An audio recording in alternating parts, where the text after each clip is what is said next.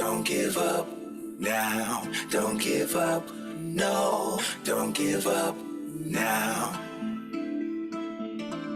Don't give up now. Don't give up right now. Hold on. You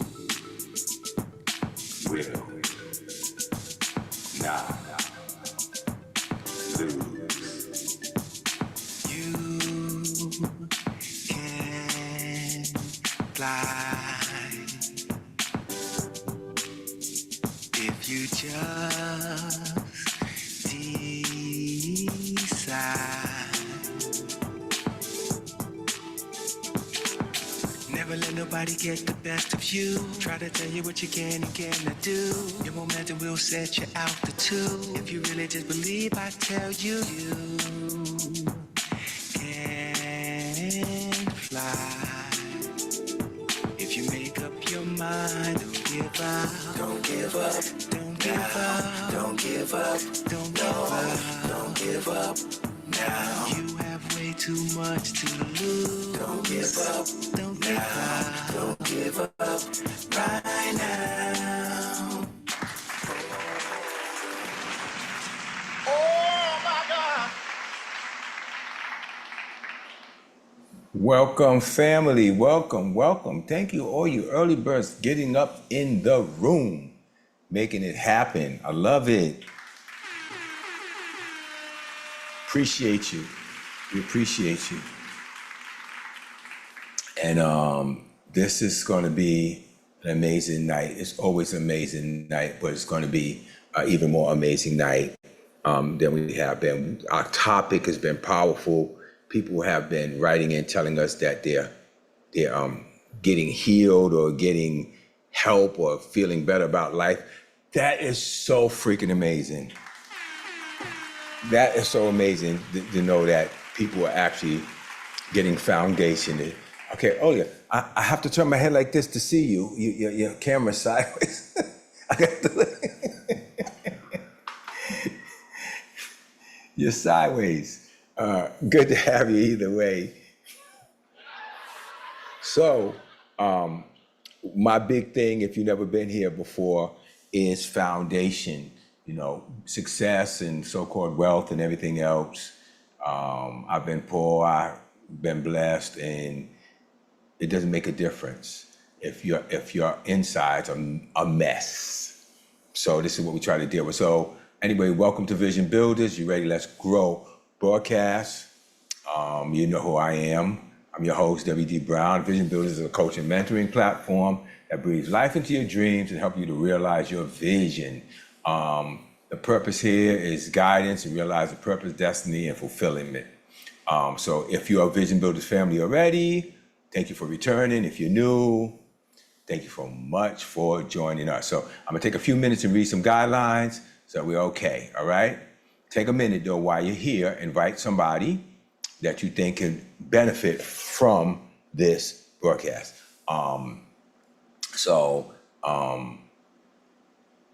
We're on YouTube, so restream of everything will be on YouTube.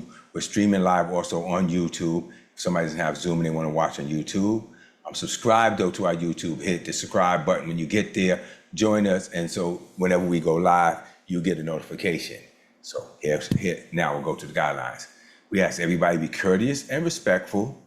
This is a safe place for people to be vulnerable. Here, there's no judgment, there's no criticism. If you wish to speak, please turn on your computer camera. We prefer your camera to be on. Put your hand up. Use the chat. Use the chat respectfully. I'll kick you out if you don't. And take something with you. Don't just attend. Ask yourself, what is the thing that I learned from being here tonight? That is so, so huge. Okay? So that's our introduction. Let us know in chat where you're from, who you is, why you're here, all that stuff. Again, it's family. This is not where we come. We like to hear the wins, we like to share the wins, but this is really where people come to ask questions that they normally can't get answered in other places. And that's what we're here for. So let me know who you are and where you're coming from. Please jump in the chat. Let me open up my chat window so I can see. You see also, it says your camera's not upside down. Oh, your camera is sideways. It's like you're literally sideways. But we're glad you're here either way, sideways, upside down, whatever. Welcome. Sophie said, welcome. Change your name, Soph. We're glad that you're vision builders. But people want to know who you is. So Roxanne's from Philly, found you through School of Mentors, but heard about you from Brilliant Powerhouse, Lindsay. Ah, okay. Yeah, Lindsay's a member of the team.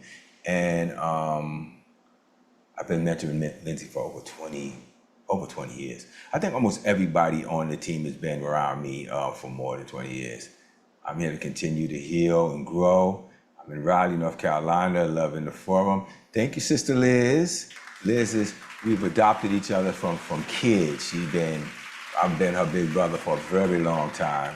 I think we met when we was about 18, 19 years old. So that's a long time. There you go. Now you're right, O. Yay! Hey. O is a unofficial member. We try to let her set her own pace, but she's come in and been such a phenomenal help to the community. So I was telling Queen earlier, and if the Queen is Nellie, that's my wife, my queen. I call her Queen. That's my nickname for her. I said, she asked, can she do it? I said, just tell her, just do what she want to do. Let her flow. If there's an issue, then I would rather you just go for it. And then if we need to make the adjustment for you to keep stopping before you do something. Just rock with it. Yeah. So, any opening questions or comments? No, let me not do that. Let me, Jonah, what's going on? I'll show you in the breakout room. Jonah's in the room, and you're from Michigan. Well, welcome, Michigan. I see Pasan is in the room. Luis de los Santos. I think I saw you on the live tonight. Welcome, Luis. And Roxanne, again, a pleasure to have you. I hope I can pronounce your name. I'm just going to go with Emmanuel. What's going on, brother Emmanuel? Good to meet you. Good to see you. Welcome to the room. Is it Zay? I'm not going to mess up your name, brother. Welcome. Good to have you in the room. I just go with Emmanuel. My grandson has Emmanuel as a middle name. That's easy for me to do. Q in the house. What's going on? You know, you're showing up as Zoom user, but we know who you are. So what I've heard and what I've seen, and I'm grateful is, well, anyway, before I say anything, let me just ask my queen and Miss Sophie, my community leaders and helpers and initiators and organizers, what's on your mind? Anything you want to share real quick before we get started? By the way, Miss Sophie, you look very nice. Oh, thank you so much. I cut my own hair. It looks good. I don't have anything in particular. I'm just, I'm still marinating on everything because I always marinate whenever you speak. So I'm just still marinating. I don't have anything at the moment. I'm just eager, to hear what everyone else's point of view and what everyone else is, want to talk about. Nice. Well, thank you. Welcome. Always a pleasure and a blessing having you. Now, are the sound effects too loud or are they good this time? Kind of last time. Oh, no, it's perfect. It's perfectly fine. Excellent. Queen, what's going on? Yes, I just want to welcome everyone here. I just love the commitment, the growth, and you guys you're always in for a treat when you come on this platform. And I just pray that you can just be open, just share your heart and get your questions answered. And I'm here, I'm growing myself too, learning from my king. He's my mentor, my coach, and all of that. So I'm excited for tonight and welcome. I'm glad you guys are here. Thank you for sharing that, Queen. Mm-hmm. So, are you ready to get at it? Are you ready to get down to business? Give me a thumbs up. Put a 1 in the chat, whatever you want to do. If you're ready to get down to business, let's do it. Jonah, it's always a pleasure to see you. Hopefully you're going to talk tonight, because you always come in the room, but we need to know you. You family now, and you more regular than me. We need to get you up in here. Let's get this going. So what's been powerful is just the whole topic. And we at number 4 now. I think it's 5 parts to this. Let me make sure. See.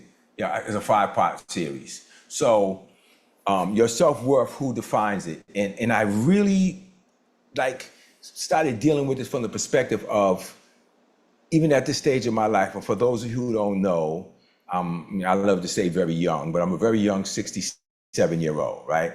I've been around a while. I've been through a lot of experiences. I've been broken and broke, and I've been blessed, and I am blessed. She said, liar. Don't call me no liar, Roxanne. I'm not no liar. I am what I am. Say I don't believe you. How dare you? Anyway, I really am 67 years old. I was born in 1958. Yes, I was. That's crazy. I like sharing that with people because I tell people all the time, I was around when Martin Luther King and JFK were here, and was around when the assassinations happened in both cases, and remember the climate in the whole. I've been around a long time. So yeah, thank God for renewing my youth like the Eagles. But yes, I got a little bit of gray, not a lot. All my gray goes here. I get a little bit here, and I get a little spot right there. But I don't know. It is what it is. I got good genes. I don't know what you call it. Good genes, good corduroys, whatever the case may be. Listen, she said, your brother's age. Well, good. I hope he looked good too. Yeah, Liz says, I'm 64. Well, yeah, Liz, come on, we went to college together, so we know. So, we're talking about self-worth, and I dealt with issues of self-worth my whole life. And I shared I had to just do an interview, getting stuff ready for a TED Talk application I had to do. And it asked me a question, and it made me go into something really, really deep about self-esteem and what self-esteem is. Now, women and men deal with this differently, but it's very, very real. So I'm gonna speak from the men perspective, because I think a lot of women don't know this. You understand that men are not supposed to cry. That's what they teach us. We're not supposed to cry. You're supposed to be tough. You're supposed to get up there and get it done. You're supposed to make sure women and children first. And if you're happy or not, it doesn't matter, long as they are. Well, think about my age. Think about my time. Who's in the room on? Okay, I thought somebody was in the room on. You gotta let me know too if somebody's in the room on Tube or Talk, and if they say something, so I can respond to them. I don't want to make them feel left out, because last week Rid was on YouTube and she was commenting, and she was totally ignored or forgotten, and we would not have that. Okay. So I went to this whole thing, and me and my sister Liz was talking about it. This whole thing of, all my life, I felt like my job was to make everybody else happy and to make, everybody else fulfilled. And it didn't matter how I felt.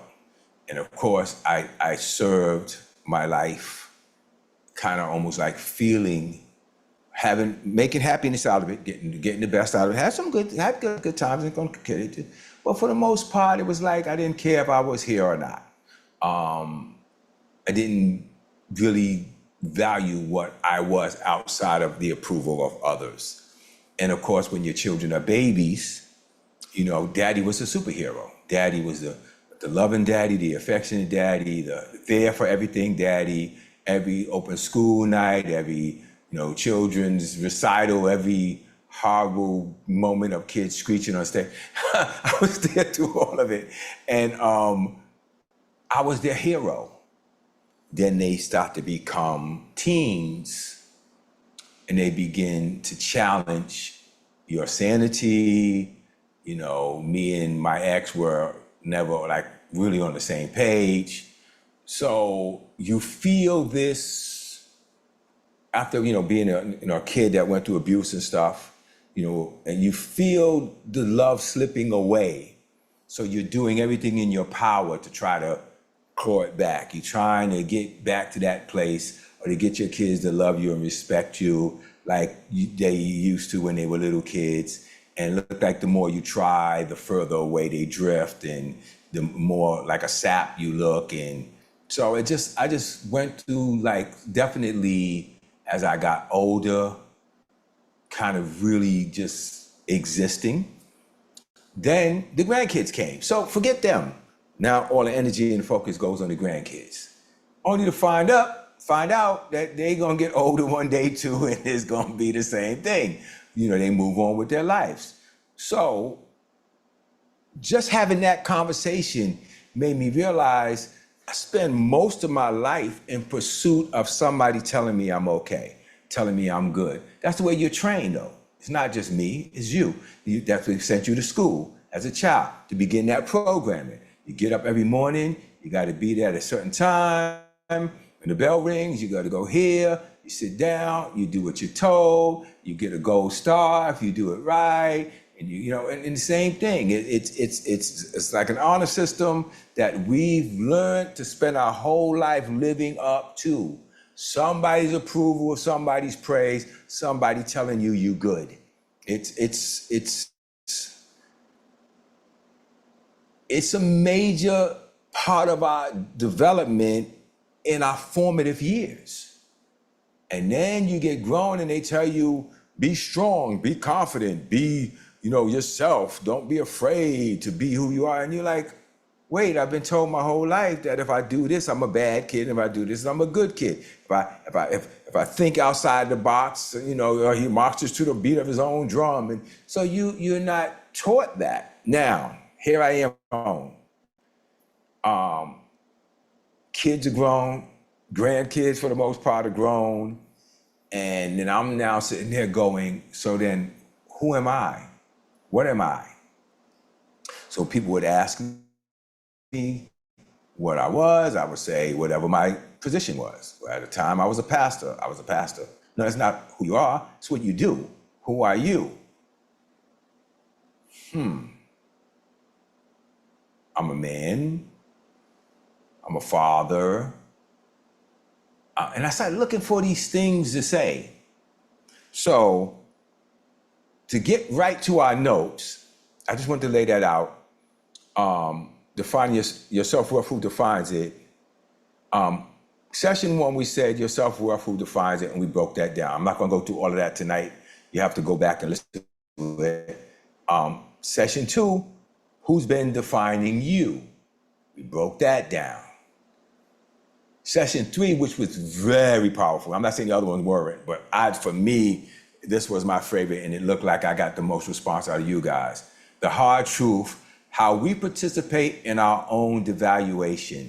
And we walk through how we literally give everybody else the right and the power to dismantle us. So what you went through as a child, what you experienced as a young person, all that stuff, that's not on you. What life exposed to, that's not on you. Now it comes a time to take it back. And a lot of people that I know, and I know a lot of people got very rich, but still their self-esteem was in the toilet. So no matter what, they spend their money, they buy this, drinks on me, I'll buy your car. I did that when I first came into money. I started getting people cars, giving them down payments for the house, everything, only to find out as soon as I stopped giving to them, they showed me who they really were again, totally disrespected me. So, the breakdown of some of the stuff we did last week was talk the reasons why, how we participate in our own devaluation. We over-explain, we overgive, we tolerate disrespect, we shrink to make others feel comfortable or feel strong. We accept crumbs because we're afraid of being alone. So we accept negative treatment or the very minimum love and respect just so we don't have to be alone. We literally discount our gifts, our time, our product, our services, our presence. We keep lowering ourselves so that they will accept us. We say yes even when our spirits are screaming no. So we covered that last week. So this week, what I want to cover is, and y'all let me know if you want this, reclaiming your worth. This is what we're going to recover. Let me know in the chat, in your whatever, if that's something you like, in the emojis. We're going to talk about the process of reclaiming your worth. Who's happy about that? Who says, yeah, that works for me? Yes, yes, yes, and yes. Okay, good stuff. It's a process. I'm going to tell you that. If you've given it away for so long, reclaiming it's a process. So here's what I'm saying. I'm seeing your comments. I'm in on it. Works for me. Okay, yes, yes. I see the yeses. Yes. Okay, so listen. Reclaiming your worth is a process. Somebody say process. Put it in the comments. Process, whatever you want to do. But say it out loud. It's a process. And here's why I push that as a point. It took you 10, 20, 30, whatever years, how many years you've been, 40, 50, however many years you've been here on this planet to learn what you know. And what you know got you where you are. But what you need to know gets you where you want to go. And we keep trying to get where we want to go with what we know. What we know got us where we are. What we learn gets us where we want to go. So process is practice. Basically, you practice the way you are all of this time. Good or bad, doesn't matter. Now you want to go to the next level, you practice the new behavior. Doesn't mean you hear what I say and say, wow, I got it, I'm going to the next level. No, you got it, now you practice it till it becomes habit or becomes who you are. Because who you are still fights for its identity. And who you are usually does not want to give up its place that easy. Does that make sense? Who you've become so far got you where you are. But now you want to become something else to go to the next level that you call to. Anna Kay, welcome to the room. I don't know who you are, but welcome to have you. Abner, I see you. Good to see you in the room. If I missed anybody, forgive me. I think I got everybody. So when we start talking about reclaiming our worth, or for some people, claiming it for the first time, this is something you learn and you practice until it becomes who you are. And then your life around you begins to line up with what's on the inside of you. The Bible says it like this: out of the abundance of the heart, the mouth speaks. Then he said, you know, your life will be filled with the words of your mouth, be it good or evil. So watch this. If you try to speak right, and I know people say, no, I want to speak right, I want to speak life, and I want to manifest and all this. Okay, you can't manifest with just your words. You manifest, listen close, with who you become inside yourself.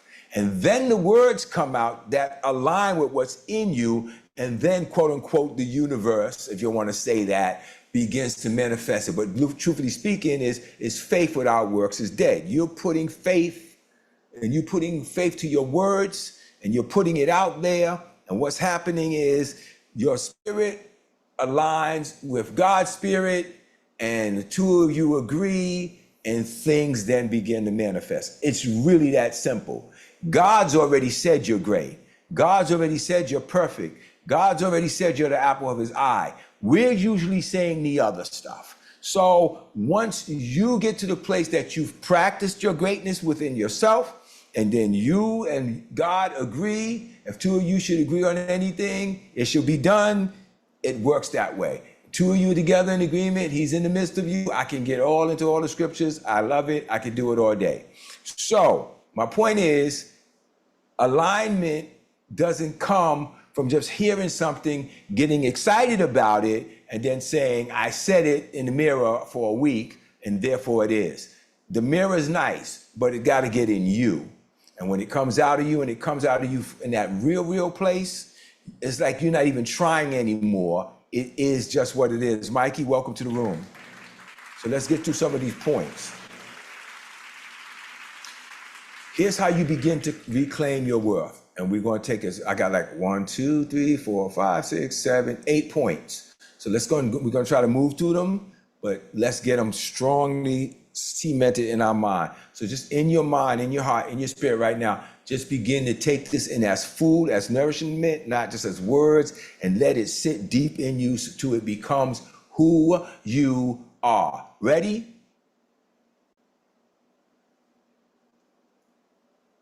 How many of you, by a show of hands or a thumb up or whatever, have boundaries? You have boundaries. This is where I go. This is where I don't go. This is what I like. This is what I don't like. This is the way you can speak to me. This is the way you can't speak to me. How many of you actually have boundaries? Okay, I'm seeing thumbs go up. You have boundaries. So you know what your boundaries are. Am I clear? I'm believing you when you tell me this. Okay. Start honoring them. Start honoring your boundaries. Stop shortcutting and disrespecting your own boundaries and expecting other people to respect them when you don't. These are your boundaries. You set them. So, well, I know, but I know he's trying. Well, I know, but really in their heart, they're a good person. They don't mean any harm. They just do stuff. No, but I know they don't really. No, but sometimes, you got to give and take a little. Right? So what you're doing is you're disrespecting your own boundaries, and then you want other people to respect them. Your boundaries mean boundaries. They should not be situational. I don't know if you're liking this, but I'm telling you the truth. Your boundaries should not be situational. They should not be something that people can alter by your emotions or by the time of the day or what they're going through at the moment, or they was drunk. So maybe that's where domestic violence comes in, right? All that kind of stuff. Because you started allowing somebody else to cross your boundaries because you don't honor them. Who likes that? Thank you, Prasan. I see he's putting it in the notice. Honor your boundaries first. Don't expect other people to honor them if you do not. I'm almost getting emotional saying this. I spent so much of my life surrendering my boundaries to make other people happy, and they never were happy enough. Every time you let them through a little, they say you give them an inch, they take a mile. How many of you know what I'm talking about? You have had that experience. Well, I had to come to the realization that if I didn't honor them, I could not expect other people to honor them. If I kept bending them for other people, then they had the right to bend them themselves when they were good and ready. Who does that help? Who does that speak to? Who does that resonate with? You said, my brother, man, you said, yes, I'm a witness. Yeah, because once we started, whatever the intention is in our mind, we're teaching them a lesson.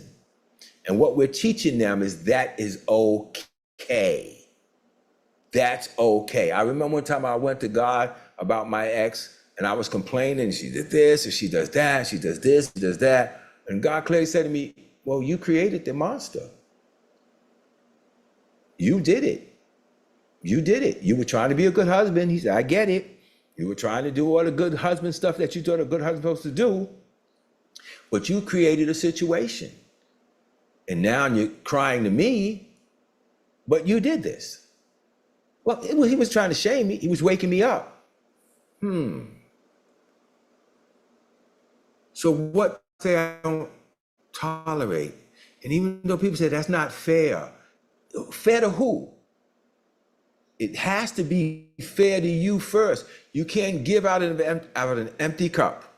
So stop allowing people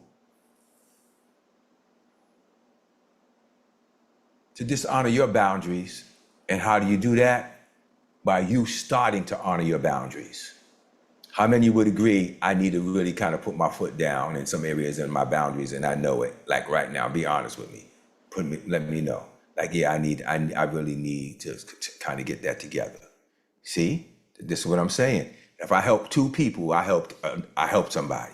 But if you know what I'm talking about, let me know. See, it's real. It's real.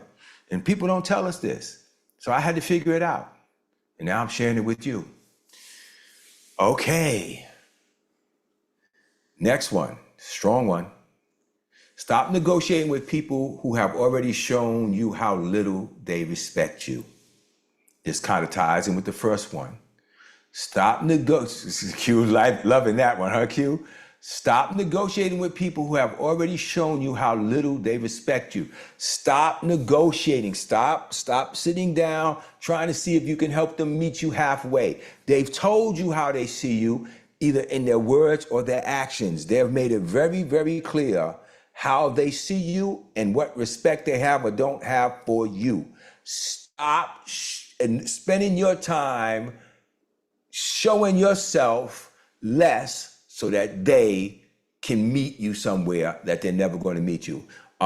There's an old saying, but I love it. We got some people in the room over here. I want to make sure I greet them. We're popping in and out the room. TikTok, if there's anybody in there, Queen, make sure you tell them hello and bring them to my attention if you need to. And don't say, I don't want to interrupt you. You can find a gap. I've talked quick, but you can pop in and let me know if there's somebody or comment that needs to be addressed. Even if you just put it over here in the chat, so I can see it over here in Zoom, and then I'll address it. There's an old saying. Now, I thank God for this gift that I have. Like, I can be talking, and then I can go off somewhere else, and come. And people said to me, and you just pick right back up where you left off. Oh yeah, no, I put it on pause. I cover what I need to come to, and I pick right up. So here's the gift. The saying is, convince a fool against their will, you'll find them with the same opinion still. Have you ever heard that saying? Convince a fool against their will, you'll find them with the same opinion still. Not heard before. Do I need to explain it? Let me know. I got some yeses, some nos, and what do I got? What I got? Okay. When I explain it, you're going to go, boy. Have you ever tried to sit down with somebody who their mind is made up about something? They can be the total idiot as they are, doesn't matter. And you sit there and you talk and you talk and you talk and you talk and you talk and you finally feel like, whew, finally got through. And then you see them again and they write back with the same stupid conversation like you never talked. Like you never sat down there for 3.5 hours and poured your heart and soul out to them. And now here they are talking to you again like you guys never had this conversation. Convince a fool against their will, you find them with the same opinion still. So you find these people want to come on you and cry on you all the time. They want to boo-hoo. Woe is me, life is hard. And I call them spiritual leeches. They come on you to drain your joy out of you. They don't want to be encouraged. They don't. They just want to dump, or I call it pee-pee in your ear, right? You get an infection like that. They want to dump. They want to come to you and they want to dump, and you think you're being benevolent and you think you're helping them, but you're not. They're just draining you so that they can walk away feeling a little bit full, and now you're drained, and then they go and they spend all that energy that you gave them, and then as soon as they see you back up again, pop, they attach to you again to draw from you again. I call them spiritual leeches. So you can't change a person's view of you, opinion of you, or opinion of themselves if they don't want to be changed. So listen, stop negotiating with people who've already shown you that they don't respect you. They don't respect your boundaries. They don't respect your peace. They don't respect your joy. I've had to say to somebody recently, listen, I don't really want to talk to you about certain things. I love you, all of that. But I don't really want to have a real communication with you because every time you talk to me, you drain my peace.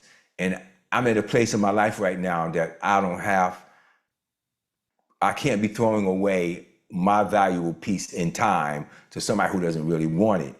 And instead of saying, well, I understand that and I don't want to well, excuse me, I don't want to be destroying your peace. It was being said, I got you in a minute. It was being said from a tone of, oh, well, excuse me. So you already showed me how much you don't respect me. So then I'm not going to keep talking to you. Yes, Queen. What's going on, Sophie? Yes. Prasan had a question. It says, is it not our behavior where we just keep chasing information without willing to do the actions and thus change our behavior rather than keep going for information and more information? Question mark. You know what, Prasan? And Prasan asked some very interesting questions. And Prasan, I know you, so I know you walked through some things. First, I'm gonna give you a clap for that, because that's a good question. You're jumping in with the question a little early, but it's a good question. There's a scripture, and I just shared this with somebody the other day. Bible talks about people that are forever learning, ever hearing, ever learning, never coming to the knowledge of truth. And people like to say that, but it says from such people withdraw.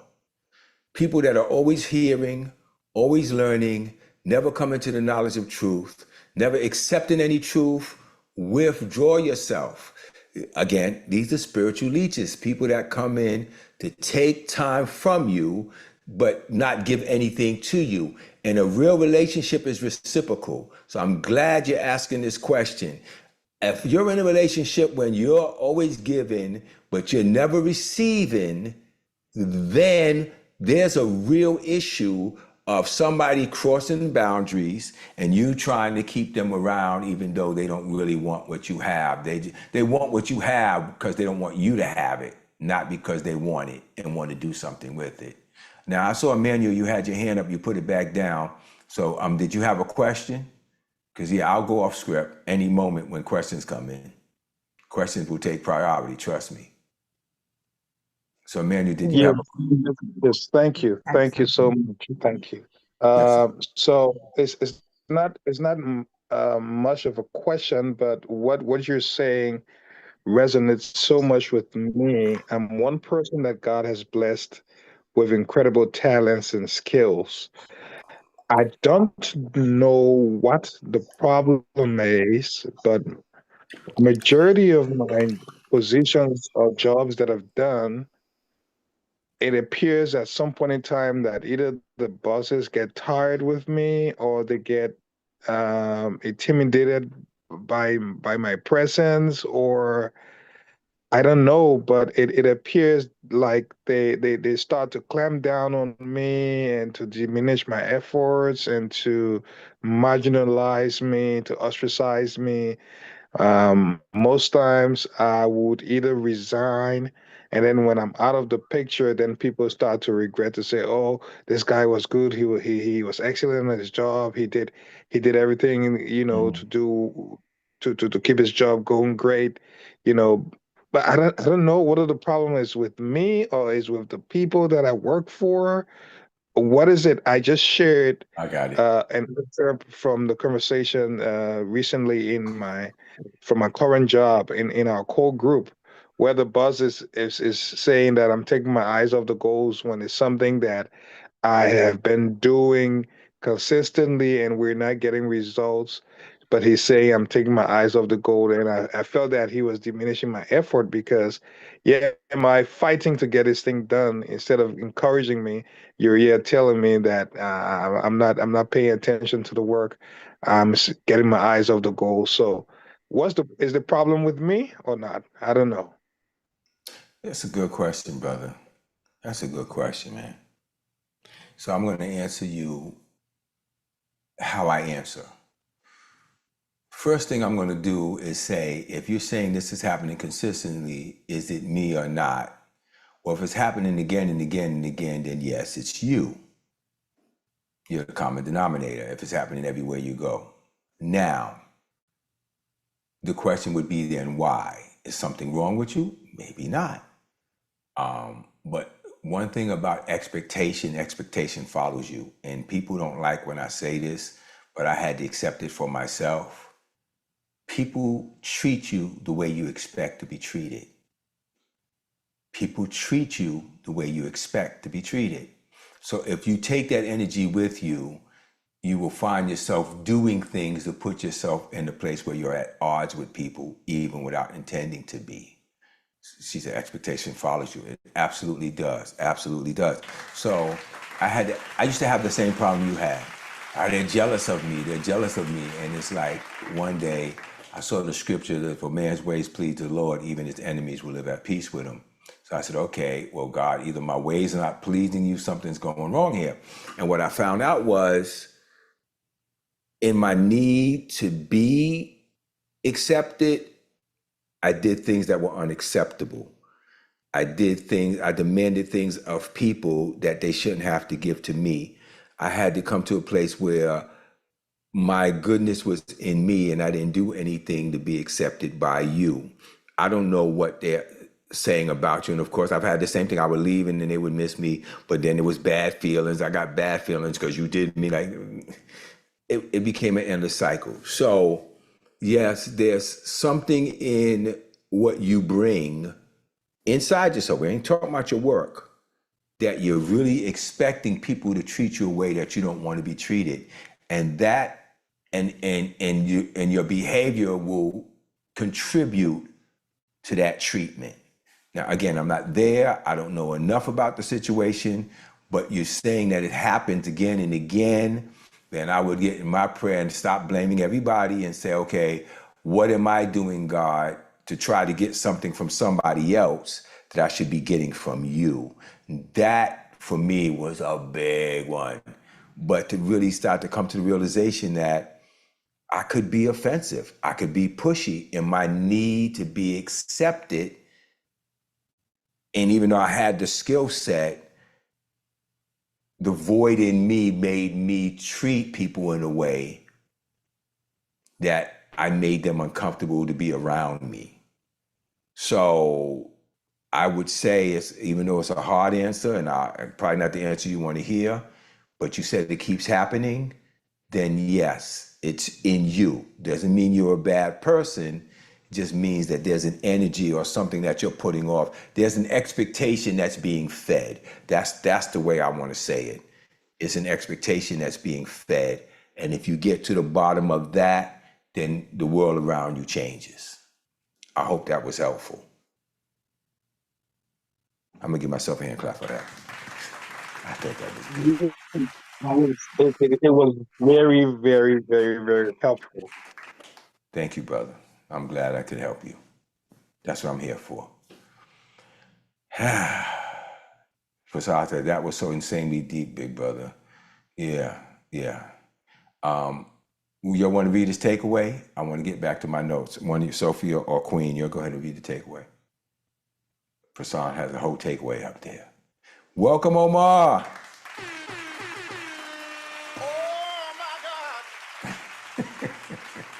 Okay, so Prasan said they are there to take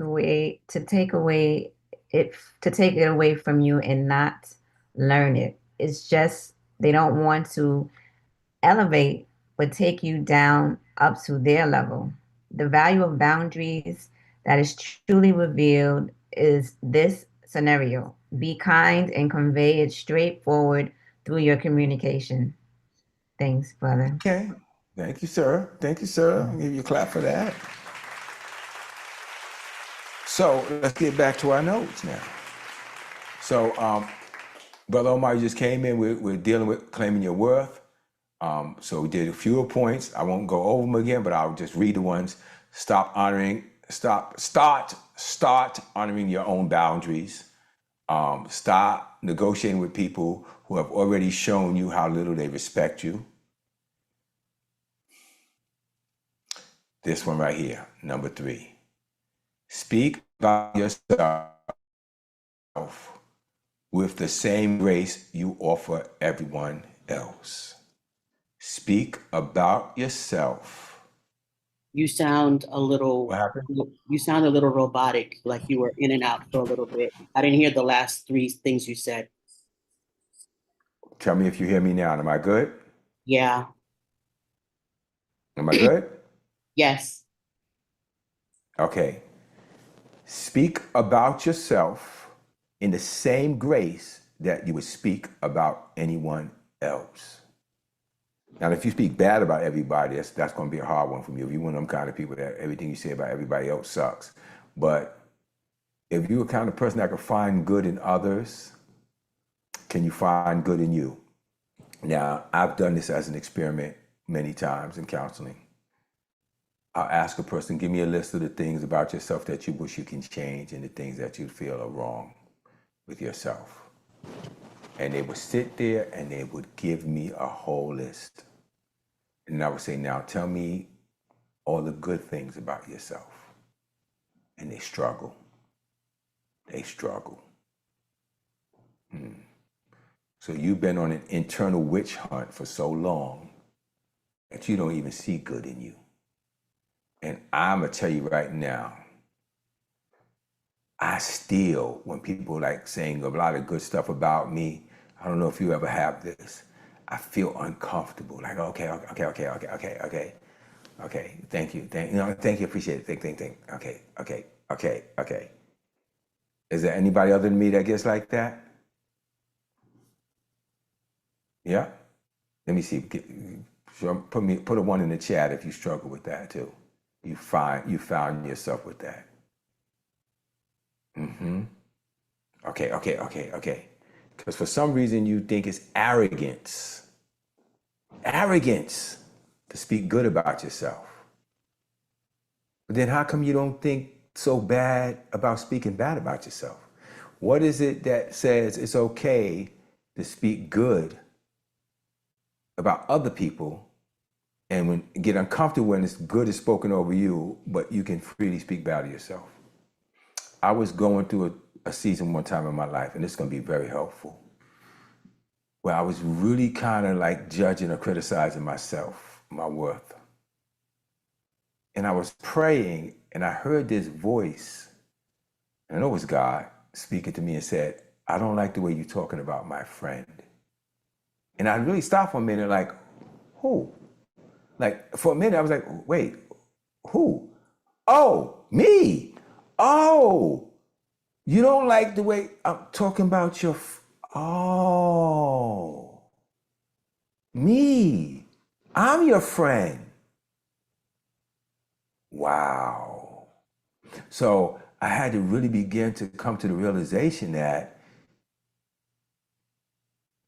I should not speak bad about any of God's creation, starting with me. Somebody say, starting with me.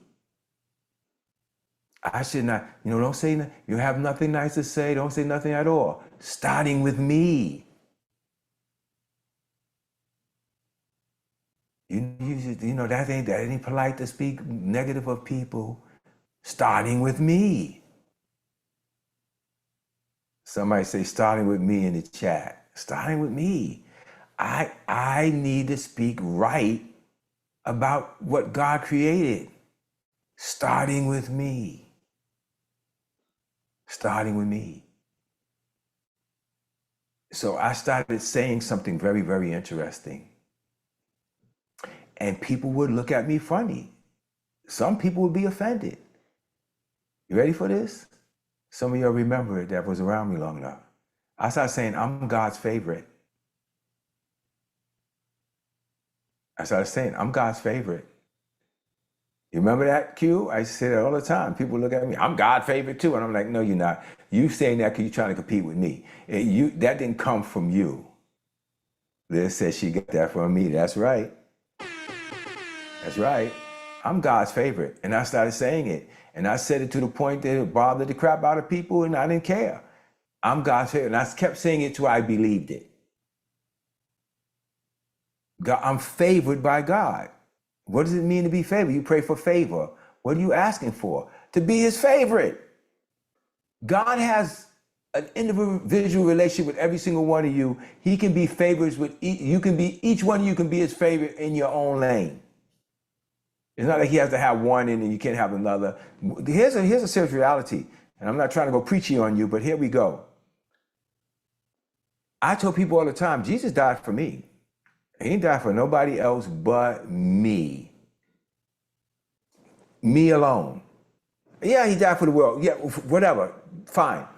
Died for me. And that's the only thing that matters to me. That I mean that much. I have my own individual, independent relationship with God, and nobody else is involved in it, and nobody else has anything to do with it. That's my relationship. Thank you, y'all. Thank you for that. That's my relationship. And you don't have a right to stick your finger in it one way or another. That's right, Liz. Take it personal. Take it personal. It's mine. So I have to honor the me that God made and stop spending time tearing it apart, thinking that that's in a way humility. No, it's insulting. Insulting. And you know what's crazy about it? Most of you, the horrible, nasty stuff you say about yourself, if I said it, you'd be mad and want to fight, but yet you say it all the time. How does that even make sense? Make that make sense. If people said half of the stuff to you about you that you say about yourself, you'd be ready to fight. Make it make sense. I won't speak stuff of myself. I stopped saying stuff like, oh, that was so stupid of me. Like, stuff like that. No, it wasn't stupid. I'm not stupid. You're not stupid. You're made in the image and likeness of God. Let's make sure we lock this down, all right? So when you insult you, when you speak bad about you, you're speaking bad about God's creation. And I don't think that's cool. And I don't think he likes that. I think I can get a hand clap for that. Oh my God. You like that? Let me know if you like that. Put a 1 in the chat if you like that. Give yourself the same love and praise that you would give anybody else. And the best compliment you could give somebody else, give it to yourself too. Well, I don't feel it. I don't care what you feel. Do it anyway. Here's the next thing. Keep the promises you make to yourself. Self-trust builds self-worth. Keep the promises you make to yourself. I promised myself I would lose weight. Well, okay, first of all, here's how you can fix that. I know that's a big one. Here's how you fix it. Ready? Ready? Stop putting unrealistic deadlines on those promises. Make the promises to yourself and set out to do them a little bit every day or however you do it, or a little bit every week, and stop putting deadlines on yourself. I set a goal, 3 years ago now, to make $55 million in a year. Have not done that. But I'm pushing toward it every year. What happens? It doesn't happen this year. Rollover minutes. I just, you know what I'm saying? I grandfathered it in. I'll do it next year. And every year I push a little bit closer.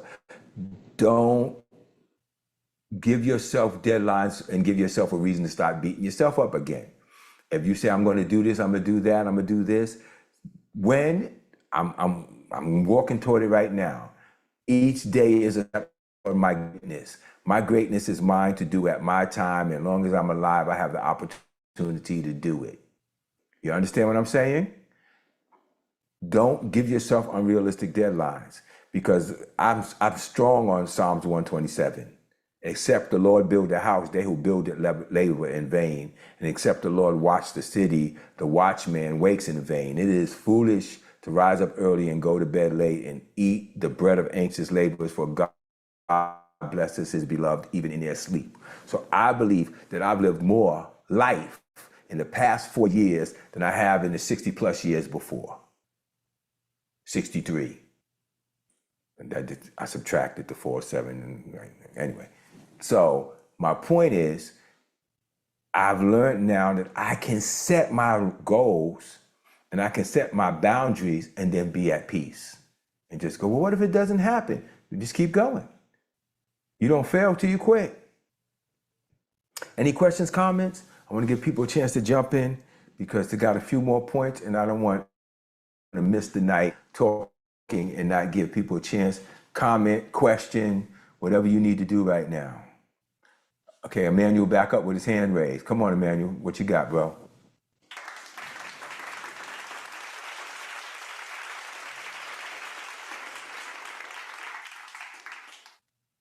recently You're in the. from school. Mhm. Can you hear me? Yes, sir. Loud enough? I can hear you now. Okay. I was saying that was so powerful, and it actually confirms what I heard recently from Bible school. Where the instructor was saying when you make your plans, and if it's not working, just know that it's still a plan, and once you commit it to God, He's going to make that work. So just trust His timing and keep doing what you got to do.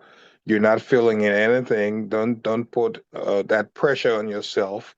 Just Mhm. keep trusting and keep moving, and see the plan unfolds according to His will and plan for you. So I really do appreciate that you said that, and thumbs up to you. Thank you. You're welcome, brother. I'm gonna make it even better for you. I always get into it with pastors when they talk about God's timing, and I say, "So what are you saying? God has a clock? God is not confined by space and time. Yesterday, today, and tomorrow for God is all one big now. So what is this timing thing?" And God said, "It's not my timing. You ain't waiting for me. I'm not late. You're ready at the bus stop waiting for me to show up." He said, "I'm waiting for you to align with what's already there. The stream is flowing. You just got to get in it. It's there. It was there before you were born, before the foundation of earth, before you were in your mother's womb. God's promise for you is yea and amen. So all you have to do and all I have to do is align with it. Once I align with it, it shows itself. It was there. Can you think about this? Think about this. iPads and technology and cell phones. You know, they could have had those in the Garden of Eden. Men didn't create that. They found the resources and figured out how to do it, but the ability to do it has always been here from the beginning of time. It's when we align with what's already available. I want you to take that in for a minute. Your greatness, your power, your everything you are and everything you're supposed to be is available to you now. You've been given all things that pertain to life and godliness, so it's available to you now. You're going to take it or you're going to keep waiting on it. So everything you said is correct, except for the fact that God's not holding back time for you. It's already there. You just step in it. Just take it. And once we step in it and align with it, it's right there waiting. I know that to be true. I'm living that right now. That's what I told you. I've lived more in the past 4 years than I have in the past 63. I'm telling you, that reality has changed my everything. What's going on, Q? Welcome in the room. I know his name is Kwame, but we call him Q. Bless up, King. Blessings, What's up, blessings. man? Drop mic moment, so many with you. Every time you open your mouth is a drop mic moment. You feel me? Thank you, sir. And hearing a lot of stuff you say is me regurgitating so much to my clients, to my fighters, to my friends, to my kids and stuff. It's just an honor to have you as a dad, and just the way people look at me like I'm so wise and this and that, just because of the teachings I hear from you. So most of the stuff I'm saying is just regurgitating stuff that you said before and now. Like one of the stuff with my boys when they was young and they would say that stuff, "Oh, I'm so stupid or dumb or this and that," I would check them like I'm checking the homie talking to my own child. Like, "Yo, what the heck you just said to my son?" And he looking at me like he confused, like, "Wait, what?" I'm like, "What you be talking to about my son like that?" You know what I'm saying? My son is stupid. Watch your mouth, man. You know? One of my fighters gets angry when he does stuff wrong and and I'm like, "Yo, bro, you're gonna have to stop doing that." You feel me? I don't like you getting at my fighter like that. He once again like, "What?" I'm like, "Yo, you better love yourself and respect yourself. Don't be down on yourself if a situation happen or whatnot. Be okay to make a mistake so you can be great and get better and learn from it." You feel me? So hey. So Yeah. let me just add to what you're saying here, because you finalizing my point for me. So let's just do that. I said, keep your promise to yourself. Self-trust builds self-worth. What if it doesn't happen right away? Allow yourself the grace to grow. It took you 10 years, 20 years, 30 years, 40 years, 50 years to get where you are. Can you please allow yourself at least a couple to get out of it? Can you give yourself at least a year, 6 months? I mean, write down the time. I don't care, by the end of 3 months, by the end of 6 months, I want to be past this in here. And then start the goal. 6 months came, I didn't do it. Then give yourself another 6. Allow yourself the grace, the peace, the ease to grow. Have mercy on yourself, for God's sake. Have mercy on yourself. Somebody put that in the chat. Have mercy on yourself. The same compassion you show to other people, show it to yourself. Have mercy on yourself first. You can't keep giving other people what you don't have. Show yourself grace. Show yourself the mercy. This is mental wholeness. This is how you get from one place to the other in your walk. I used to say I love me, and I knew I didn't, but I knew I was supposed to say it. But now I'm saying, I'm really starting to fall in love with me. I'm really starting to say, not because I'm so good, I feel good about myself, because I'm saying, God, you made me, and you love me. And if you love me, I gotta be okay. I must be okay. You love me. So, yes, yes, yes, and yes. Yes, yes, and yes. Have mercy on yourself. Okay? We good with that? It's good stuff. Go ahead, Liz, what you got? Something that you taught me a long time ago. You have to love people through you, not in spite of you. Mm-hmm. And for a long time, I didn't understand that until I met my husband. He opened my eyes to really help me see how I was loving people through myself, because I'm a loving person. I'm a nurturer. And I had to stop beating myself up for other people's mistakes, thinking it was my fault they messed up because I wasn't there to help them. I'm not God. I can't be their God. I got to allow God to be God. I like that. Thank you for sharing that. The heavy thing about this point and the heavy thing about this perspective is, if you start to have a relationship with the you that you've kind of written off to some degree, it gives you a chance to heal. And once self-trust is built, then you can build self-worth. Self-worth cannot be built on what other people say. It has to be built on what your creator says, who you know you are, and then self-worth will always be built on, I trust myself. Do I do everything right? No, but I trust myself.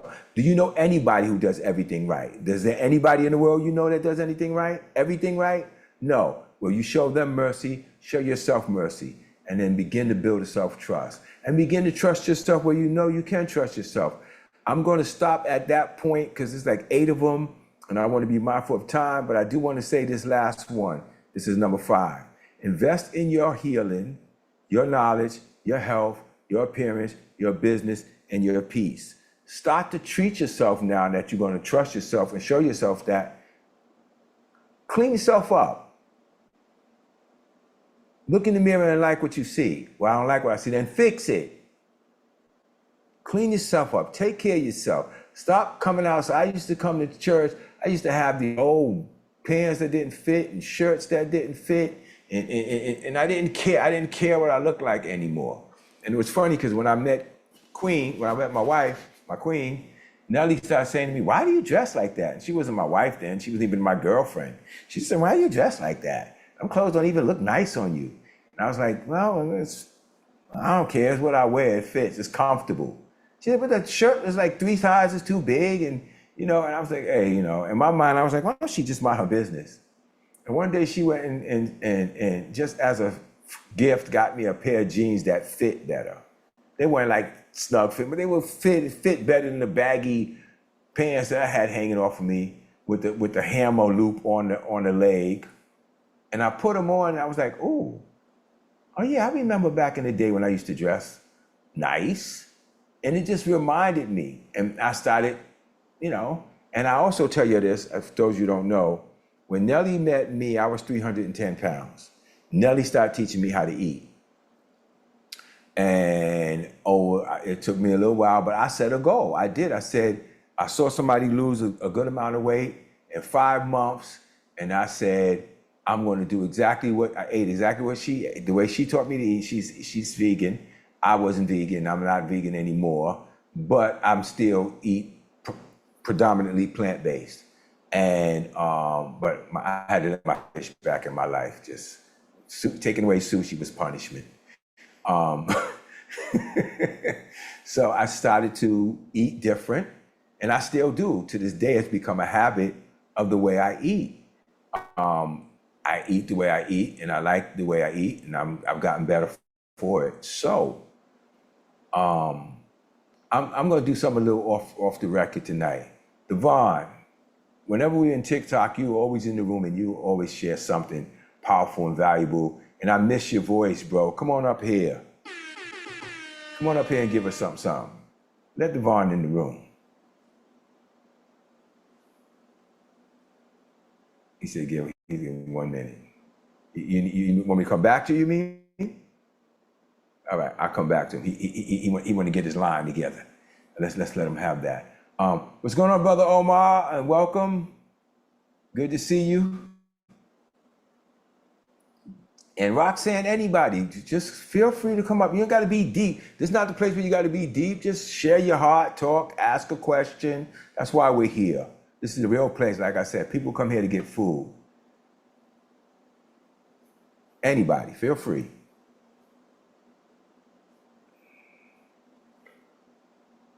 But I ain't never seen you so quiet. Is that because you're in deep thought? Is that what it is? Put a 2 in the chat that you're in deep thought, and that's why you're not talking. I see Fasan is here, so I'm going to let my little brother Fasan up in the room. Little brother Fasan, what's going on? Yeah, mm, mm, that's great, WD. Always great to see you. And I think what you shared today was insanely helpful. And the question that you asked in the guidelines, what is the one thing that you would take away from this life? So I would actually say, for me, the answer would be it's your self trust that builds your self worth. So that was really great. And the way you structured your teachings or the nuggets that you shared today was very, I would say, great in the way the first thing was actually boundaries. And the way you actually framed second, third, fourth, the multipliers after those, all the 5 points or the rest of the 4 points was really great. And so just wanted to show my gratitude to you for the nuggets that you shared. So thanks for that. Thank you, little bro. I love you, man. So listen, let me give him a clap for that. Red, where you been? Good to see you. Good to see you back in the room. I think last week you jumped in on YouTube, but it's good to have you back. Good to have you here in the house. Somebody else had their hand up too, but Devon is here, so I'm gonna let Devon jump in. But Esther, you had your hand up. You took your hand down, but I'll come back to you. Devon, what's going on? Appreciate if you can turn on the camera though, you guys, because on YouTube you just see a black box if you don't. Hey, how's it going? It's going good, baby boy. How you feeling? I'm feeling well, pretty vibrant on this late night. Took a nap earlier. I want to say thank you for everything that you're giving because it's really helpful and informative because setting boundaries is a part of character and it practices a repetition of leadership. And I think that's what we all need, especially when we're transforming into these business owners that we are called to be. Yes, sir. Yes, sir. Appreciate you. Appreciate you sharing that. Esther, what did you have? What was on your mind? And only are you quiet tonight? This is the most quiet hour you've ever been. Hi, ahead, can you hear me? Go ahead. Okay. Um, well done. Okay, so I feel like I might know the answer to this question, but going back to the boundaries, how do you honor your boundaries? What does it mean? Can you give an example of that? I think I did, but I'll do it again. Thank you. I asked everybody, do you have boundaries? Everybody said yes. Everybody in the room said you did. I said, then why do you not honor your own boundaries, and why do you let people keep invading your boundaries? So when you say, how do you honor your boundaries? It's simple. It's no. It's no. This is a limit that I've set, and because you have a sob story, or because you're a family member, or because, well, I know this is something you struggle with, or whatever the reason may be, does not give you the right. Well, then there's people who will deal with that, but I choose not to, because every time you give up your space, you give up a piece of your soul. You give up a piece of your peace. You give up a piece of your being, or who you're created to be, right? So for me to keep saying yes to people that burns or disintegrates my soul or who I am, I can't expect people to respect my boundaries if I don't. So how do you protect your boundaries? It's a simple no. If you've decided that this doesn't make a difference, well, everybody else says I should, doesn't make a difference, then everybody else should do it. If it's a no for you, usually people try to get you to say yes to things that they don't want so that you could take it on, so they don't want to have to take it on. So if it's no, then it's no. It's not complicated. If it's no, it's no. If I don't feel comfortable, I don't feel comfortable. You can't expect other people to honor your boundaries if you don't. And how you honor your boundaries is saying no when it's no, and yes when it's yes, period. Not based on them or who they are or what they've been through, based on how it affects you. Selfish to be self-full, so that you're so full that you can give something to somebody else. But if you're always giving to everybody else, you're always empty, and it doesn't work at all. Good enough? I think that's good. I give myself claps. I know you. I'm doing it for you. I know you're really giving me these claps, so I'm giving it to myself. Come on up, Olia, and let me hear what you got to say. Hi, Didi. I'm gonna have a question. Well, first, like for history, when I had a long extended period of time when I had a lot of let me see, like what's the word in English? When everything just like falls apart, you know, like pure unlock period. Before there was a long period before I started to form a relationship with the God and read the Bible, and then that stopped, I just right? want to tell you, it's a little hard to hear you. I'm making you out because I'm trying to, but it's a bit of a distortion almost. Okay, hold on.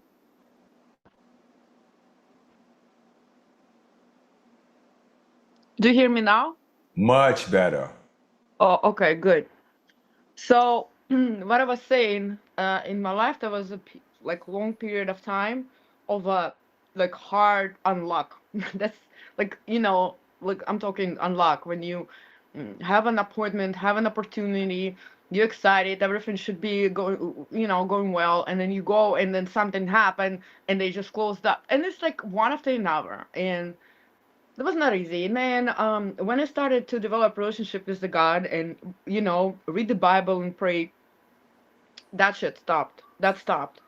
But I still clearly remember that if everybody watched The Pursuit of Happiness, the movie, So I call it pursuit of happiness period of my life. And I clearly remember that it's just like if we have a topic of if we have a topic about reclaiming your worth, you know.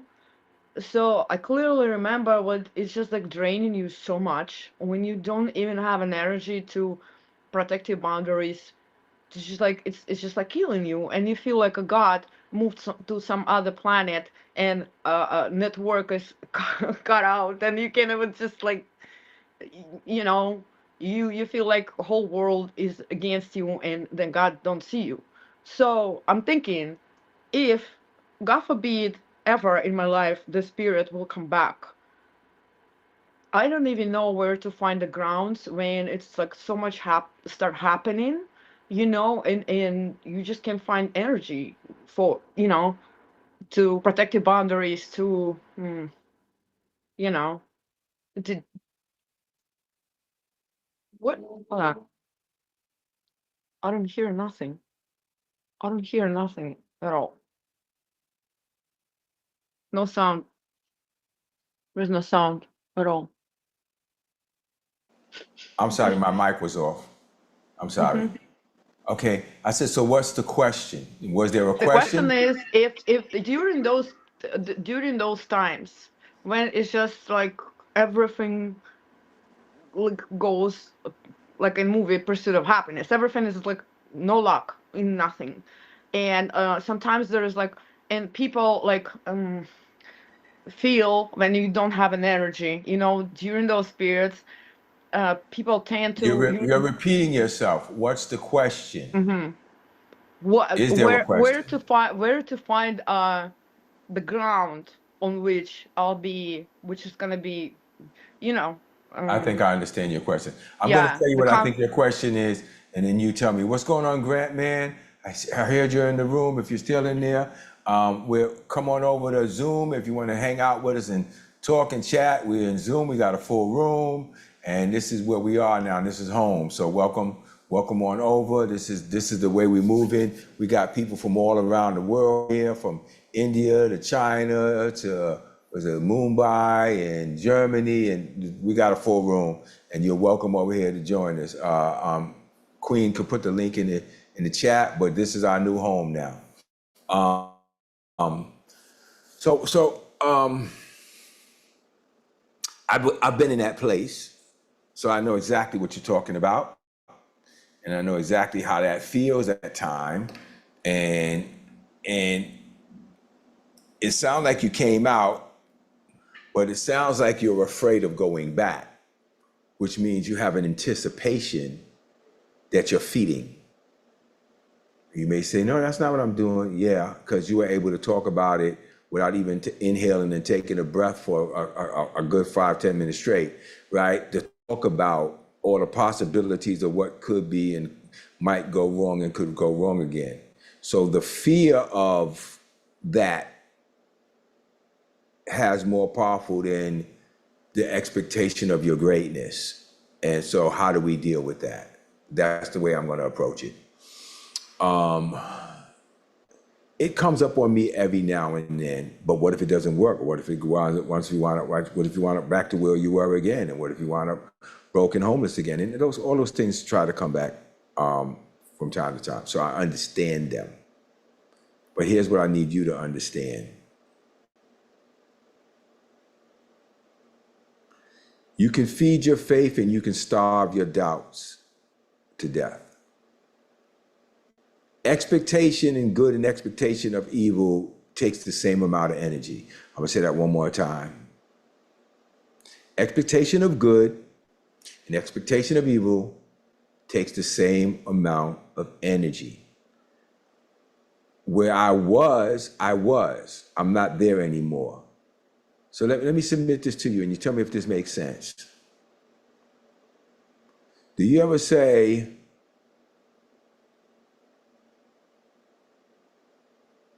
how to reclaim your self-worth in those periods? I got it.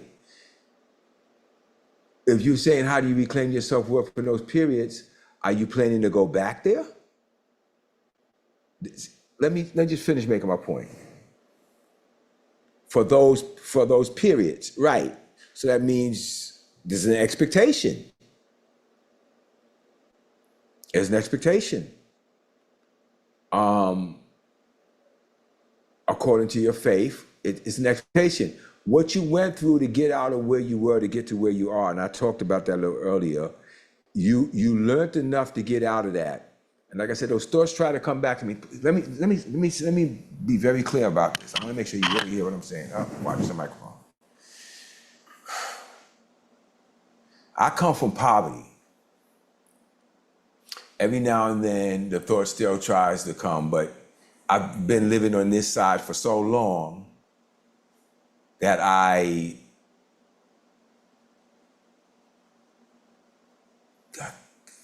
want to say this where it makes sense to you, because I'm trying to be very careful, because I know when things make sense to me, because it's where I am, that I don't want to talk to people like, well, you should just do this and you should just do that. And that's not the heart I want to come from.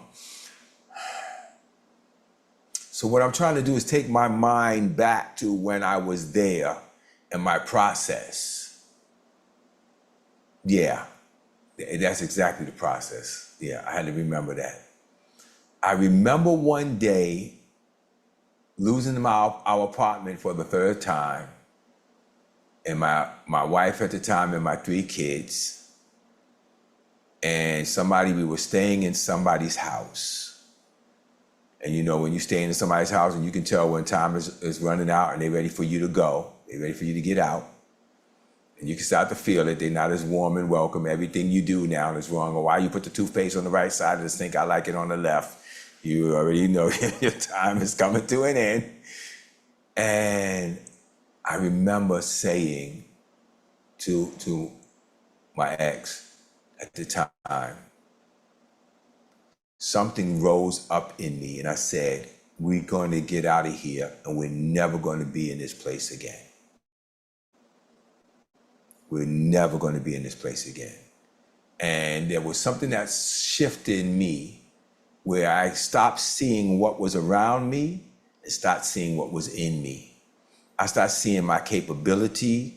I started, how am I walking around talking about how great my God is, and then I can't see his hand in my life and even in my conversation? How am I made in his image and his likeness? I don't know if I sat down and thought all of that out at the moment, but I just knew that there was ability in me to push past this. This could not be my landing place. And I said, we'll never be in this place again.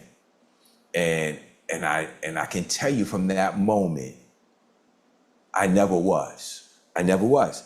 From that moment, I kept going up. Did things still happen? Yeah. Did we still go through problems? Yeah, here and there. But I'm telling you, I never again was there. Why? Because it takes the same amount of energy to fear and worry about things going wrong than it does to expect things to go right.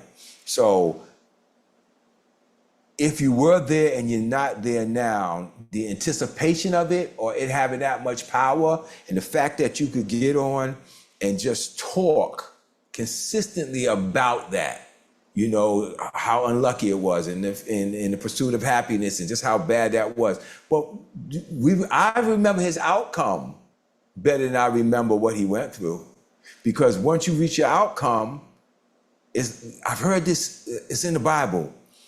When a woman is in labor, after the child is born, she no longer remembers the pain for the joy of the child that has been given to her. Well, it's the same thing with all the blessings. Once you give them birth and you coming out the other side, I'm not supposed to be still, I don't hear oh boy, the pain I went through having this one. Some mothers use that to try to guilt the child as if it's the child's fault, but that's a narcissist. So my point is, I can choose how I frame this. I can walk around bitter at what happened in my last marriage. I could walk around upset and bringing up this and bringing up that. Or I can rejoice in the life that I have now. And I can choose to now frame, watch this, I've heard somebody use this phrase before, the new normal. That's what it was, and that's what my outcomes used to be. But from this point on, this is what I expect my outcomes to be. Does that make sense, people? Give me a thumbs up or something if you bear witness. I can choose to decide that this is my expectation going forward. I can make that decision, and I can stand strong in that. This is the way it used to end. This is the way. Thank you for reminding me of that, God. When he gave me that phrase, the beginning of new beginnings, the end of old endings. I don't expect things to end anymore the way they used to end. This will be a new beginning, and I expect the new beginnings and the end of old endings. The way things used to end don't happen for me anymore. I don't expect that. So I've never, and I will never, sit there and contemplate what I've been freed from. I'm free from it. And I'm going forward. And anybody that's in a pit, even if you're there now, you can make a decision. The new normal, that's right. This is the outcome I expect forward and from now on. Yes, power of the, come on, Prasan. Yes, I made a decision to believe that this is the way it should be for me from this point on. And I made that decision when I had nothing. And I made that decision. And some of you were around to see that. Liz, you were there to see when I made that decision and said, this is it. This is the level of success I'm supposed to live in now and push through. And I did. Now, I'll share this with you quick. Wait, let me open the floor to see if anybody has anything they want to say or add or question, because I don't want to ramble. But I hope I'm helping. I think I am. Am I helping you? Let me know. Let me know in the chat. Give me a yes in the chat if this is helping you, or a thumbs up, or whatever you want to do. Give me something to let me know that you're getting something. Let me know. Let me know. Let me know. Good stuff. Good stuff. This is what I do. This is what I do. Yeah. What's going on? When you're done, I would like to add something, but after you finish your point. No, go ahead. My point was done. I want you to go. Oh, okay. So, speaking to Olia, I'll just say O. I know there was a point in my life, right, before I got to where I am now, but in terms of my mindset, I'm trying to say that my mindset is gotten so much better, but things were kept going not the way that I wanted them to go. And I know the very first time that I met my husband, before he was my husband, the first thing he told me was, why do you keep allowing this to happen to you? He kept, and I was just like, what do you mean? That doesn't even make sense. Like, I don't want that to happen to me. But it did. And I had to learn, like, wow, why am I not walking in my authority? Why am I not commanding my situation to line up? And I felt like every time I went to a salon, I had my salon, it was beautiful, it closed. I moved to another salon, and then she ended up closing. And for the first time, I was like, okay, I could have said at that particular moment, this always happens to me, and that's what I used to say. And then those type of things kept happening to me. But after I met my husband at that time as my mentor and my coach, I changed my speech and I said, this doesn't happen to me. And even though this place is closing, God is going to find a place for me, and I'm going to believe that and expect that. That was the first time I actually really did that. And within the same day we prayed, he challenged me not to come into my prayer crying and saying, God, why does this happen to me? But to say, stand on the scriptures, stand on something that I believe. And I stood on, God will supply all of my needs according to his riches and glory. That particular day, the same day the lady was closing the salon, she gave us like 3 days. Someone else went out and found a place for all of us, and we ended up moving. But it was like an instant change. And not only did I get blessed with a place, it was just perfect, but I got to see God move for me because my faith changed for me not to look at and focus on the negative. Now, this is something that I still have to grow stronger in, rooted, but it helped me so much to learn my father more and know, like, okay, he doesn't want this. I should not be in this poverty. I should not be in this lack. I should be getting the end of the stick. No, I'm supposed to be the head, not the tail, and to really meditate on that. I really have to understand who I am and then start walking in that way. And it's something that you have to practice, and you get stronger in that faith. And then also surrounding yourself, because I came into a whole new community of people, which was when I came to JCMI, where WD was when I first met him, and everyone there was, locking arms with that thought process. And so I, began to grow there. Still need to grow more again, but the switch happened and I started to see God differently and apply the principles differently and say, I'm not going to focus on the negative. I'm going to focus on the positive. And things started to change like immediately. And I was just like, wow, God. So you mean to tell me like all this time I had the power to stand in this? And he's That's like, yeah, deep. I gave it to you. Yeah, You have that's the deep. authority. So if you don't walk in it, it's on you, like really. And I never, we don't ever want to take that type of responsibility. I sure didn't. But when I came to that reality, I was like, wow, I got the power to turn the whole situation around because he gave it to me. And I Let me said, ask thank a you, God. And question. mhm. Let me ask a question. Thank you, Queen. I need to cut you off for a minute because I want to ask a question.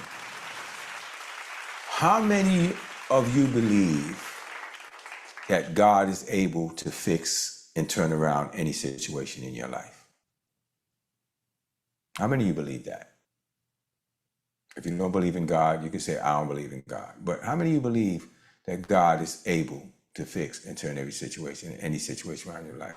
Put it in the chat. Yes, if you believe. I want to know. I really want to know. I like the thumbs up, but give me a yes in the chat. I want to know how many of you believe that God is able to fix anything and everything. Just put the letter Y. You can just put Y. I'll take that. I just want to know. And I'm asking you this for a reason, and you'll understand why in a minute.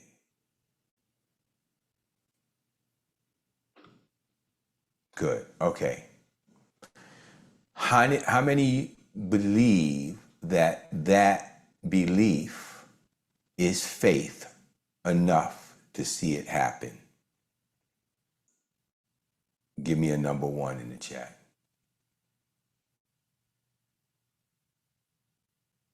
That God is able, and that's enough. That's faith. That's faith. Not that's enough. That's a faith.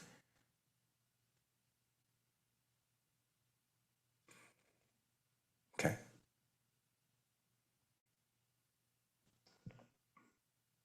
If any of you believe that that's not faith, give me a number 2.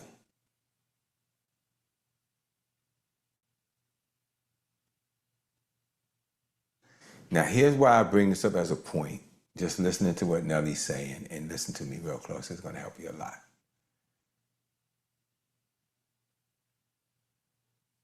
Let me just be modest. I'm going to be modest right now. Able, right now, you're listening to me? You listening to me? Right now, I am able to give each one of you in this chat $10,000 and not hurt myself. I'm able to. Now, ask me, am I willing to? And the answer is no, I'm not. I'm not going to do that, and that's not going to happen. So don't even put your hands up, because that's not going to happen. Right? What's the point I'm making? Knowing that God is able to do something don't mean you believe that he will. It just means that you know that he can. So a lot of people say, well, I know God is able, and they believe that that's faith, and it's absolutely not. You're right, he's able. But when you know he's willing, and he's willing to do it for you, and he wants to do it for you, that's faith. And that's where a lot of church people get totally messed up. They think faith is believing that he can. Knowing that I can doesn't mean you know that I will. And knowing that I will is the difference. I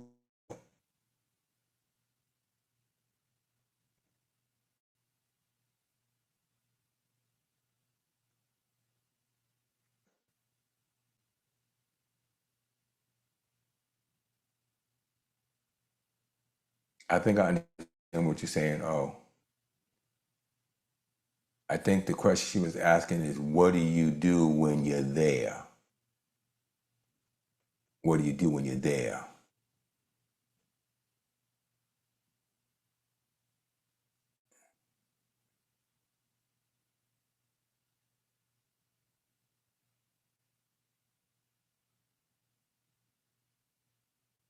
But I answered the question correctly because of the detail and in the feel of the depth of the question came from a place of despair and not from a place of hope.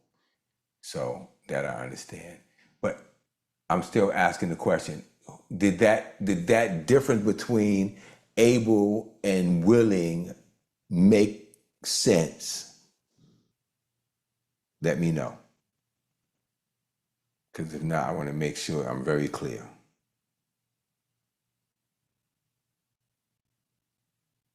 I want to know from everybody. Knowing God is able, knowing God, and does it make sense? If not, I want to explain better. Okay. See, there's something powerful about knowing God wants you.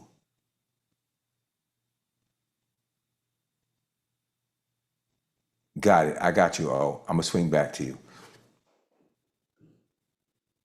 It's something about how you pursue something when you know it's God's will for you versus when you're hoping that it is.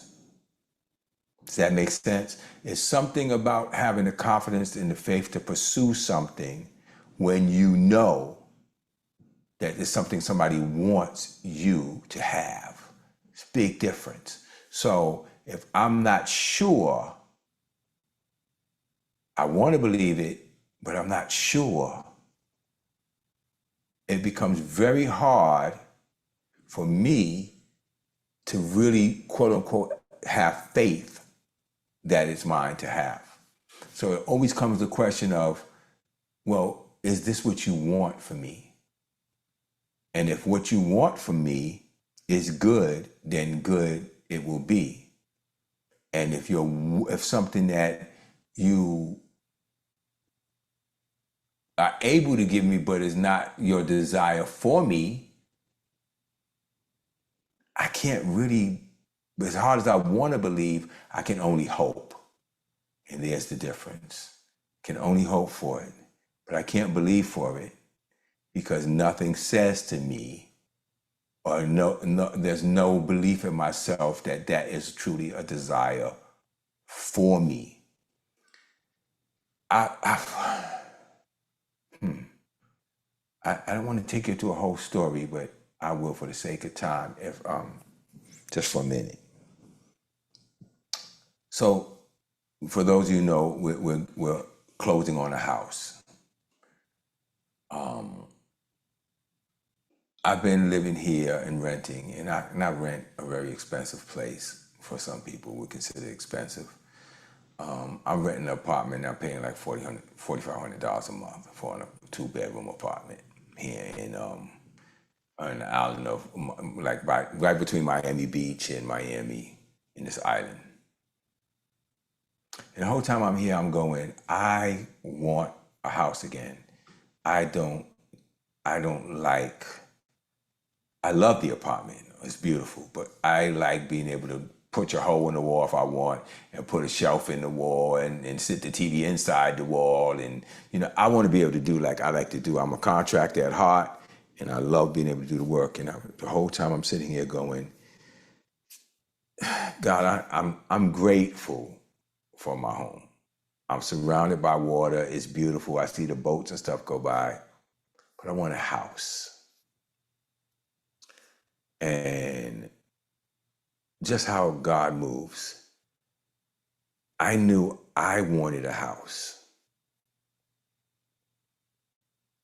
And I believed he wanted one for me, but I didn't know if he wanted it for me now. So I just went on with my day. I started to get a feeling that I should start looking. But the number that I had in my mind was definitely not 7 figures. It just was not. In my mind, I was doing this logic, and because I didn't know or believe that that's what God wanted for me right now. So I tried to stay in the zone of where I am right now. Listen close to what I'm sharing with you. Start looking for places, and every place looked beneath my apartment.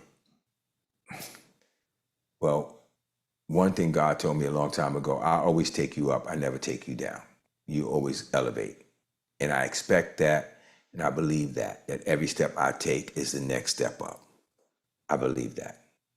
I believe that with all my fire in my bones. I don't even have to try to say, I just believe that. No, it just comes out of me like air. I expect that. And those of you around me know. I gave up the house that I had. Thank you. You're welcome, Roxanne. God takes me up. And anything that looks like it's going backwards to where you are, you can reject that. Say return to the sender. I don't accept that. I don't believe that to be the truth. Every step in my life is supposed to be a step up. And I believe that. You see my face? I believe that. I'm not trying to have faith. I don't need to get 5 people in agreement with me. None of that. I know that. That's why I'm talking about the difference between knowing God is able and knowing God is willing. There's a difference. I know that every step, I go from glory to glory, I know every step is supposed to be better than the last step. I know that. So the house that I left in my former marriage, I was the only working person. I was the breadwinner. And when I left, guys sending me messages, I don't know why.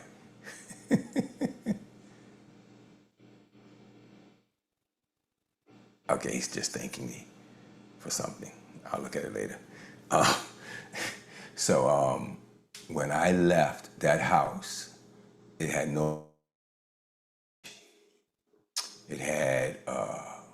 we just paid taxes and stuff.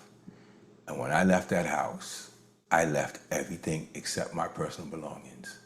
I said, I built this house for you, and I'm not gonna go to court, I'm not gonna fight. You have it.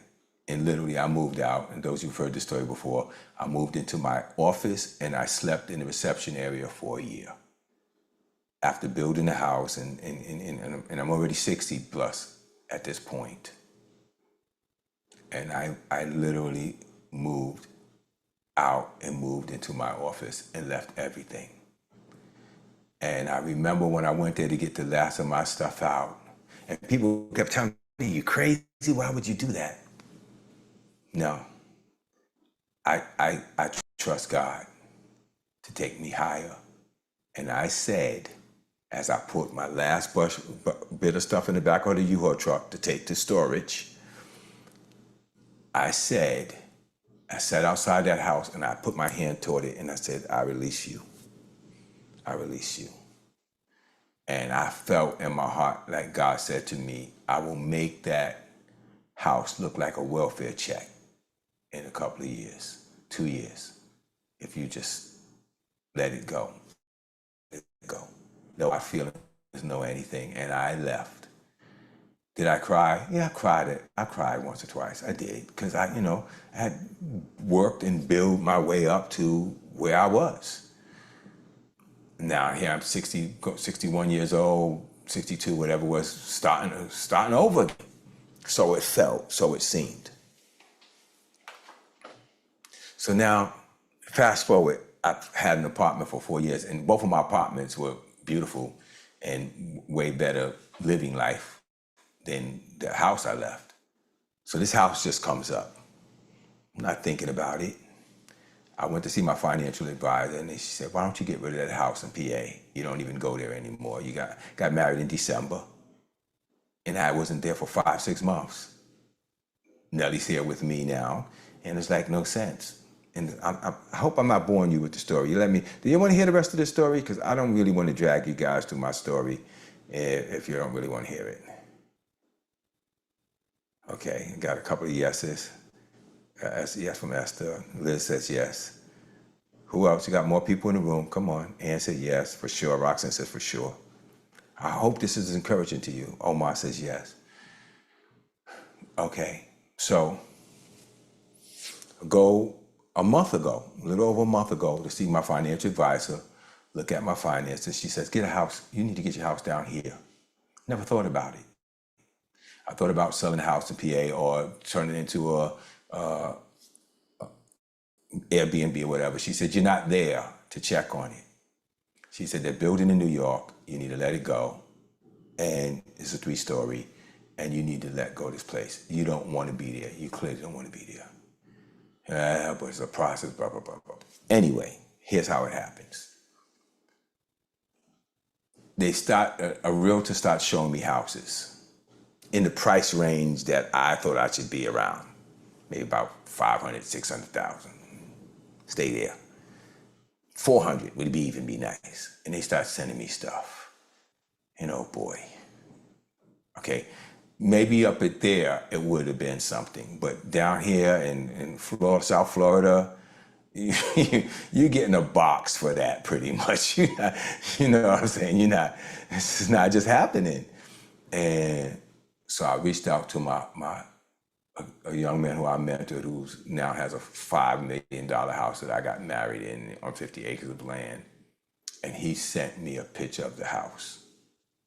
He said, I know what you like, and this is the house. And I looked at the number and I went,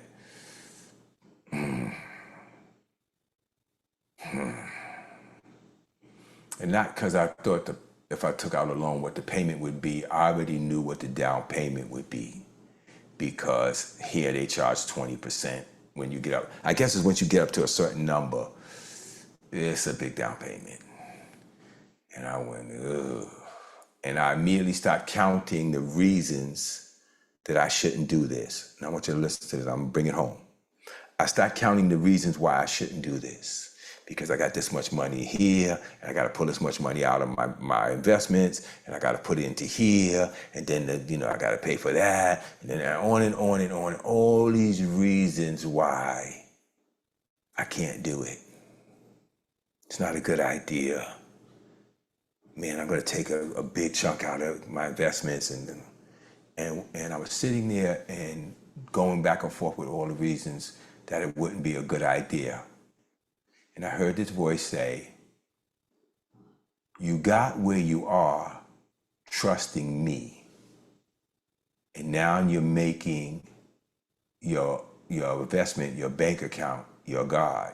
Now you're trusting that and not me.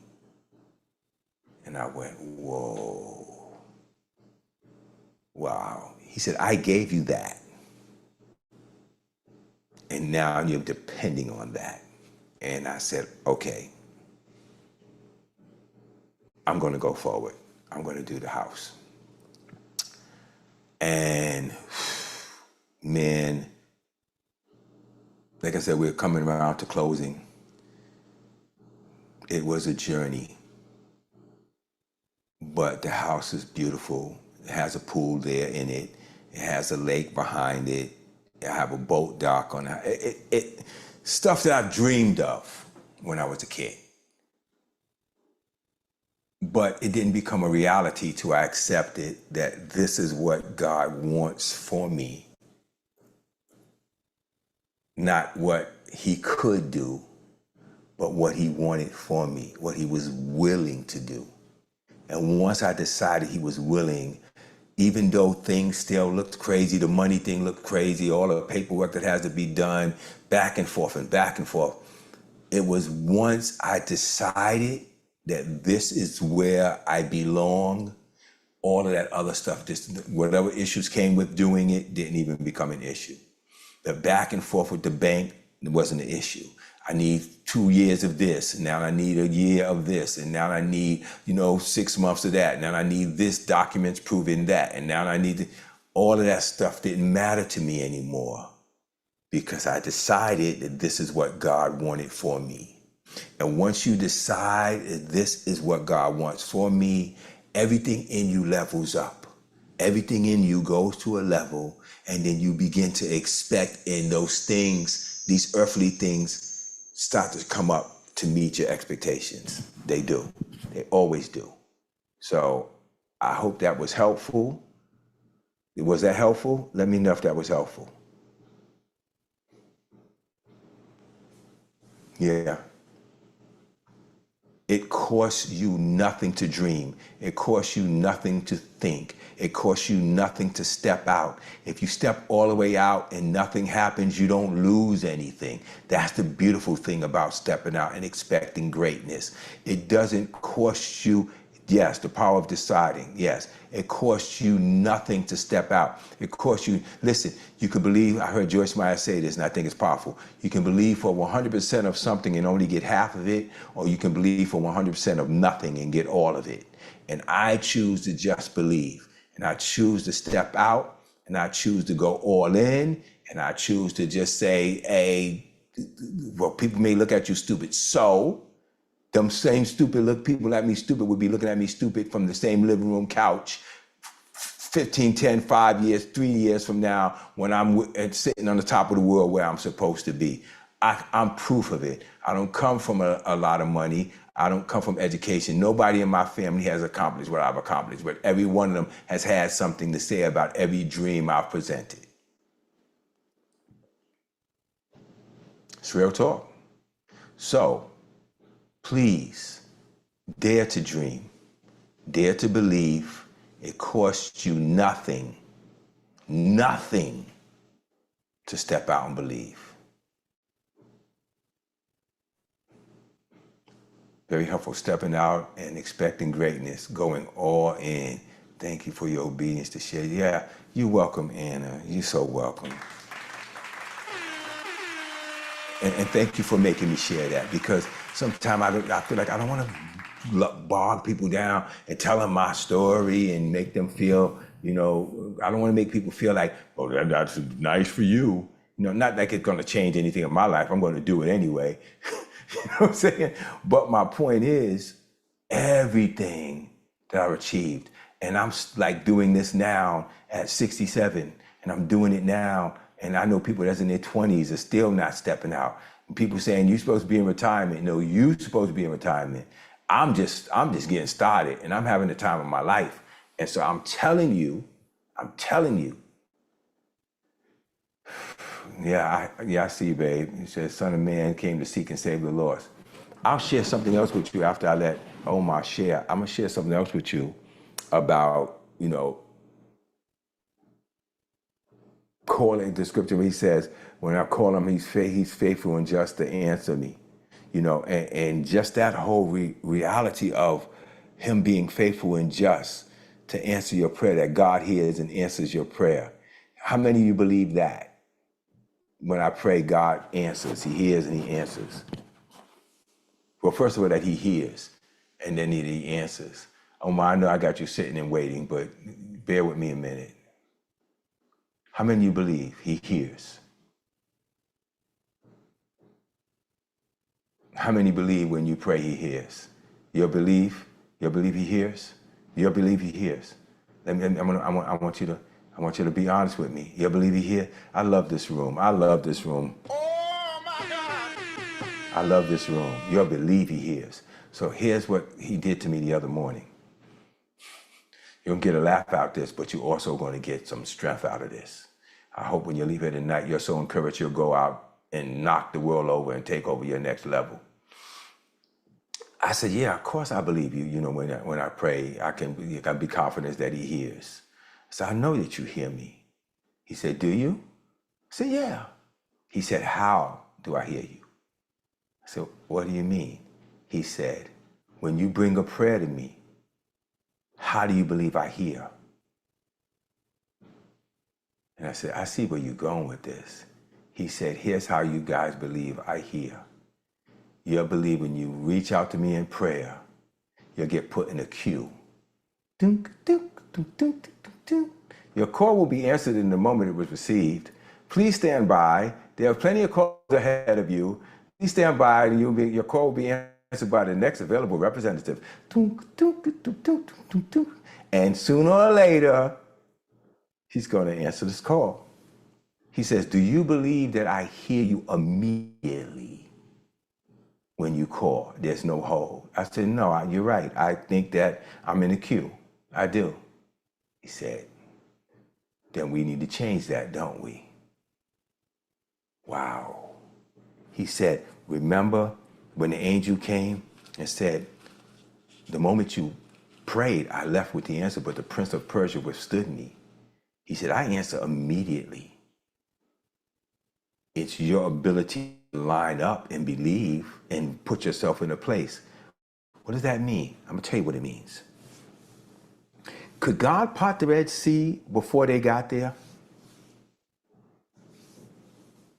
Before Israel got there, could God have already parted the Red Sea? He could have, but what difference would it make? They wouldn't see it. They wouldn't see the Red Sea part if they still in Egypt. So what difference would it make with just sitting there, the sea open? What difference would it make if they didn't go to it?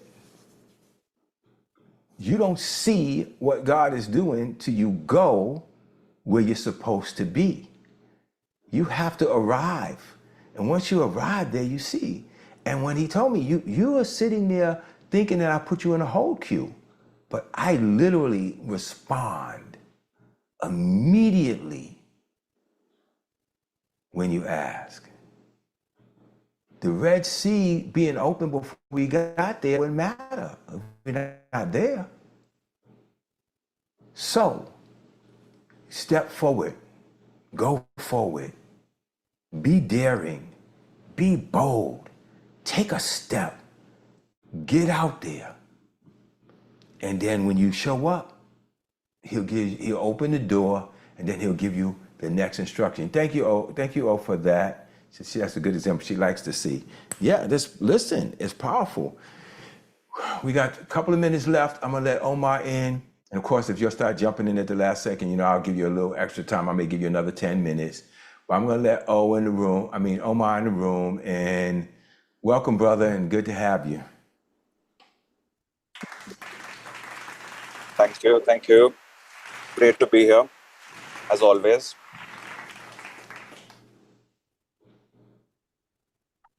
It's felt like a standing ovation.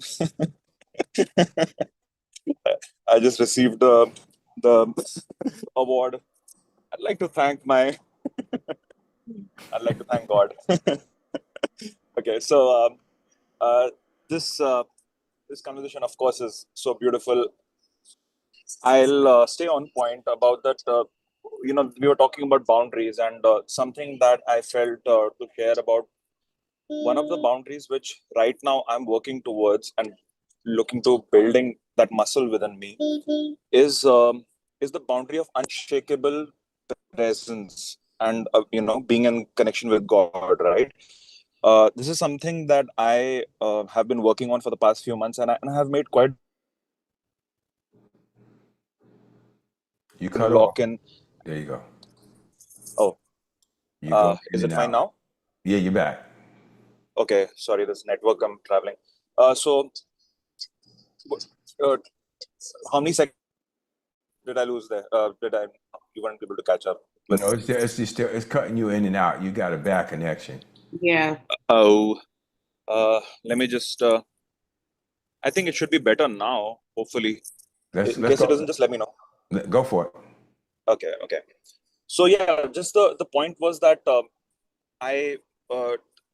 boundaries around which I'm working towards is the connection of being in the boundary of being in unshakable connection with the here and now with God. Because the reason I use these words is because I have made a lot of progress where I'm able to stay connected with God, be in the here and now, and then something or the other happens, and then still, there are moments where I need to recalibrate, kind of, just pull myself back together, give myself be still, as the words you also use. And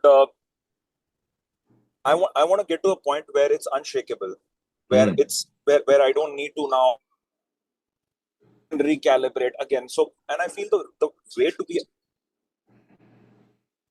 is You're breaking up again. Well, okay. let's take that last line you said. Let's take that last line, and we'll let you go forward from there after if you need to. But let's take that last line. Yeah. You said, I want to get to the place where I'm unshakable. Like I'm strong. I believe. I take a step, and then little life happens. Life, as they say here, life starts lifing, and then you find yourself shaking again. And I want to get to that place where I'm unshakable. Okay. So, folks, let me help you out. There's no such place. Because every level you go to is going to require you to be in an unknown place that you're not familiar with. And the beauty of the shakeable is this. You get to trust God one more time. See, you could get so cocky in yourself that you get limited to your abilities to how high you can go. So I don't mean shakeable where you freaking out and panicking. You can draw strength on, say, like when it came to me in this house. Well, you did this for me before when I got that place, and you did it before when I got my first car. And the Bible said David encouraged himself in the Lord. That's what it means. He reminded himself of the times that he had been there before, and God brought him out. So to get to the place of being unshakable, every time you push it for a new level, you're going to be challenged again. If you're in school, every time you were doing great in third grade, now you're in fourth. Now there's a whole new teacher, there's a whole new teaching style, there's a whole new lesson, and there's a whole bunch of new kids you ain't never met before, and you're starting over and you kind of recalibrating yourself. Every time you push through to a new level, you are now introducing yourself to something that is bigger and greater than what you've experienced so far. So yes, you will be shaky again, but you may not be panicked anymore. You may not be freaking out anymore, but the insecurities will creep in, and that's good, because that's when you say, I don't know what the heck I'm doing here, but I know who does. I don't know how I'm going to accomplish this, but I know who does. And that's where your strength comes, not in your inability to not be shaken, but in your ability to say, I've been here before and I know who brings me through. That's the key. I don't want to ever get to the place that I'm so confident in myself that I don't trust God. I want to always be in a place where I'm like, I don't know what I'm going to do here. But the place I do want to be is where I say, but I know who does. And if I don't know, I had a saying that I had a long time ago, and I don't remember it. I got to remember it. I'm secure in the insecurity that he secures me, something like that.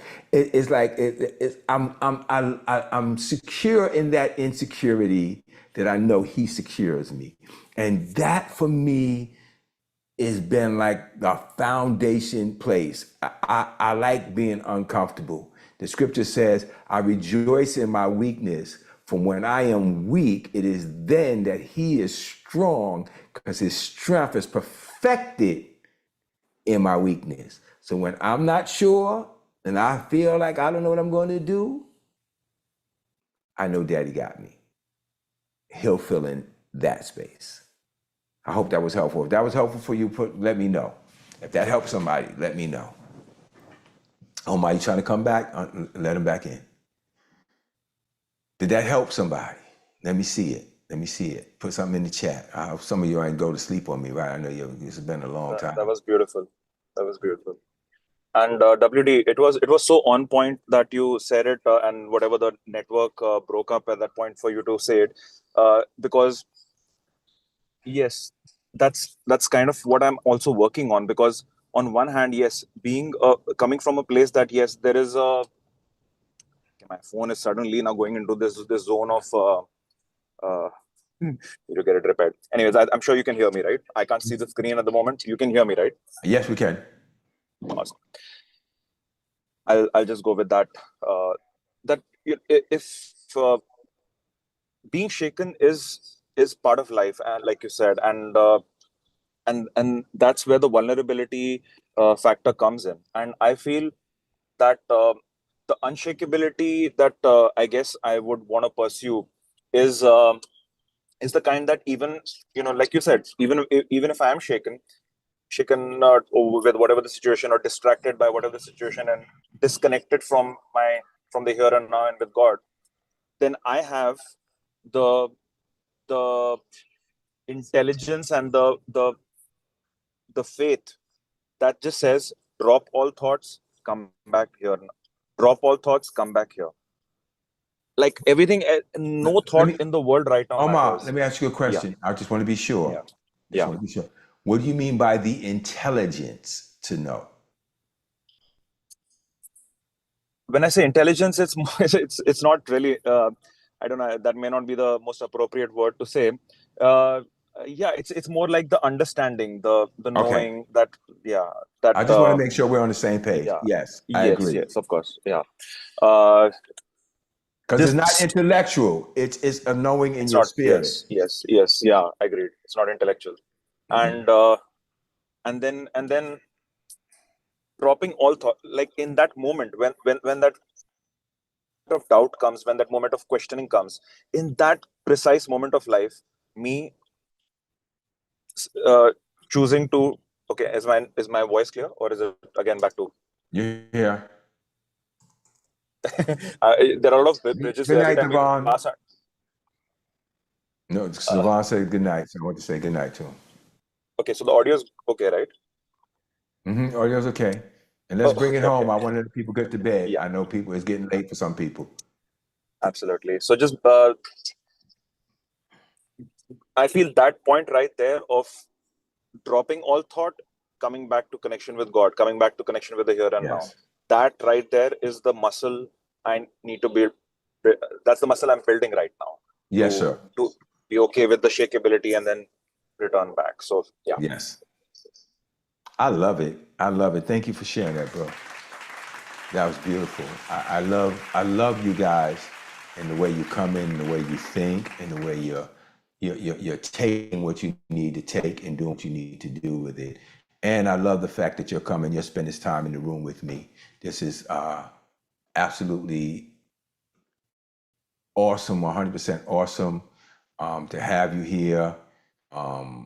Man, I'm blessed, and I'm blessed to be able to share this. And I guess I've been running from this calling my whole life. I did the pastor thing, and I didn't really want to do that.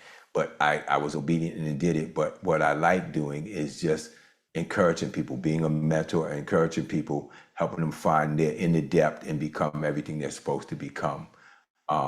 So I'm grateful.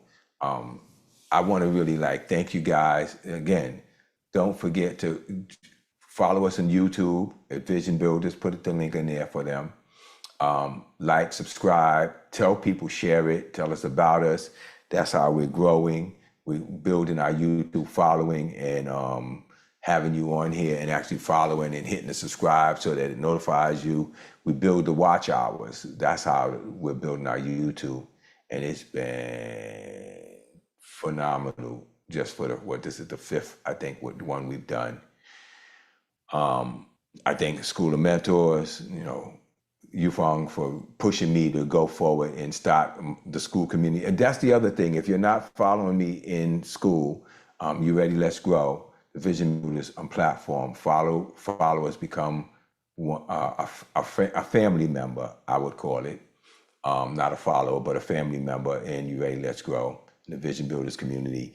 This is where we start, but I'm proving to you that it doesn't make a difference how old you are.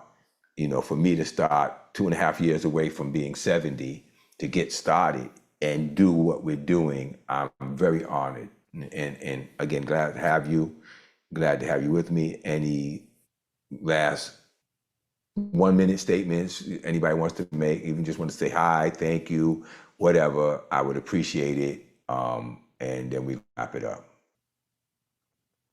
All said, God bless you, everyone. God bless you. Yes, yes. So there you go. At Vision Builders on this, all the platforms we're on. We're going to eventually, as soon as we get enough members, that's another thing. Follow us on Instagram because we need to get a few more members so we can start going live, streaming live at the same time on Instagram. How many more members we need on Instagram before we can start streaming live? Or is it just Instagram or Facebook? I don't know. I don't follow this stuff. Queen. It's well, Instagram we can go now. Facebook we need to have at least 100. Okay, so there you have it. So just follow us on the platforms, and yeah, I'm grateful to all of you guys for being here. This is just the beginning of what you can do when you step into your purpose. This is proof of it.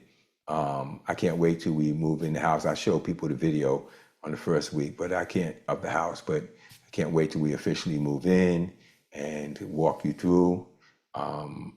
It's going to be great. I can't wait till we do our first live there. So I know that all things are possible to those who believe, and I want to be proof of that to you, and I want you to be proof of that to me. You ready? Let's grow. Love and blessings. Good night, family. Don't give up now. Don't give up. No, don't give up now. Don't give up now. Don't give up right now. Hold on. You will not lose. You can fly if you just decide. Never let nobody get the best of you. Try to tell you what you can and cannot do. Your momentum will set you altitude. If you really just believe, I tell you, you can fly.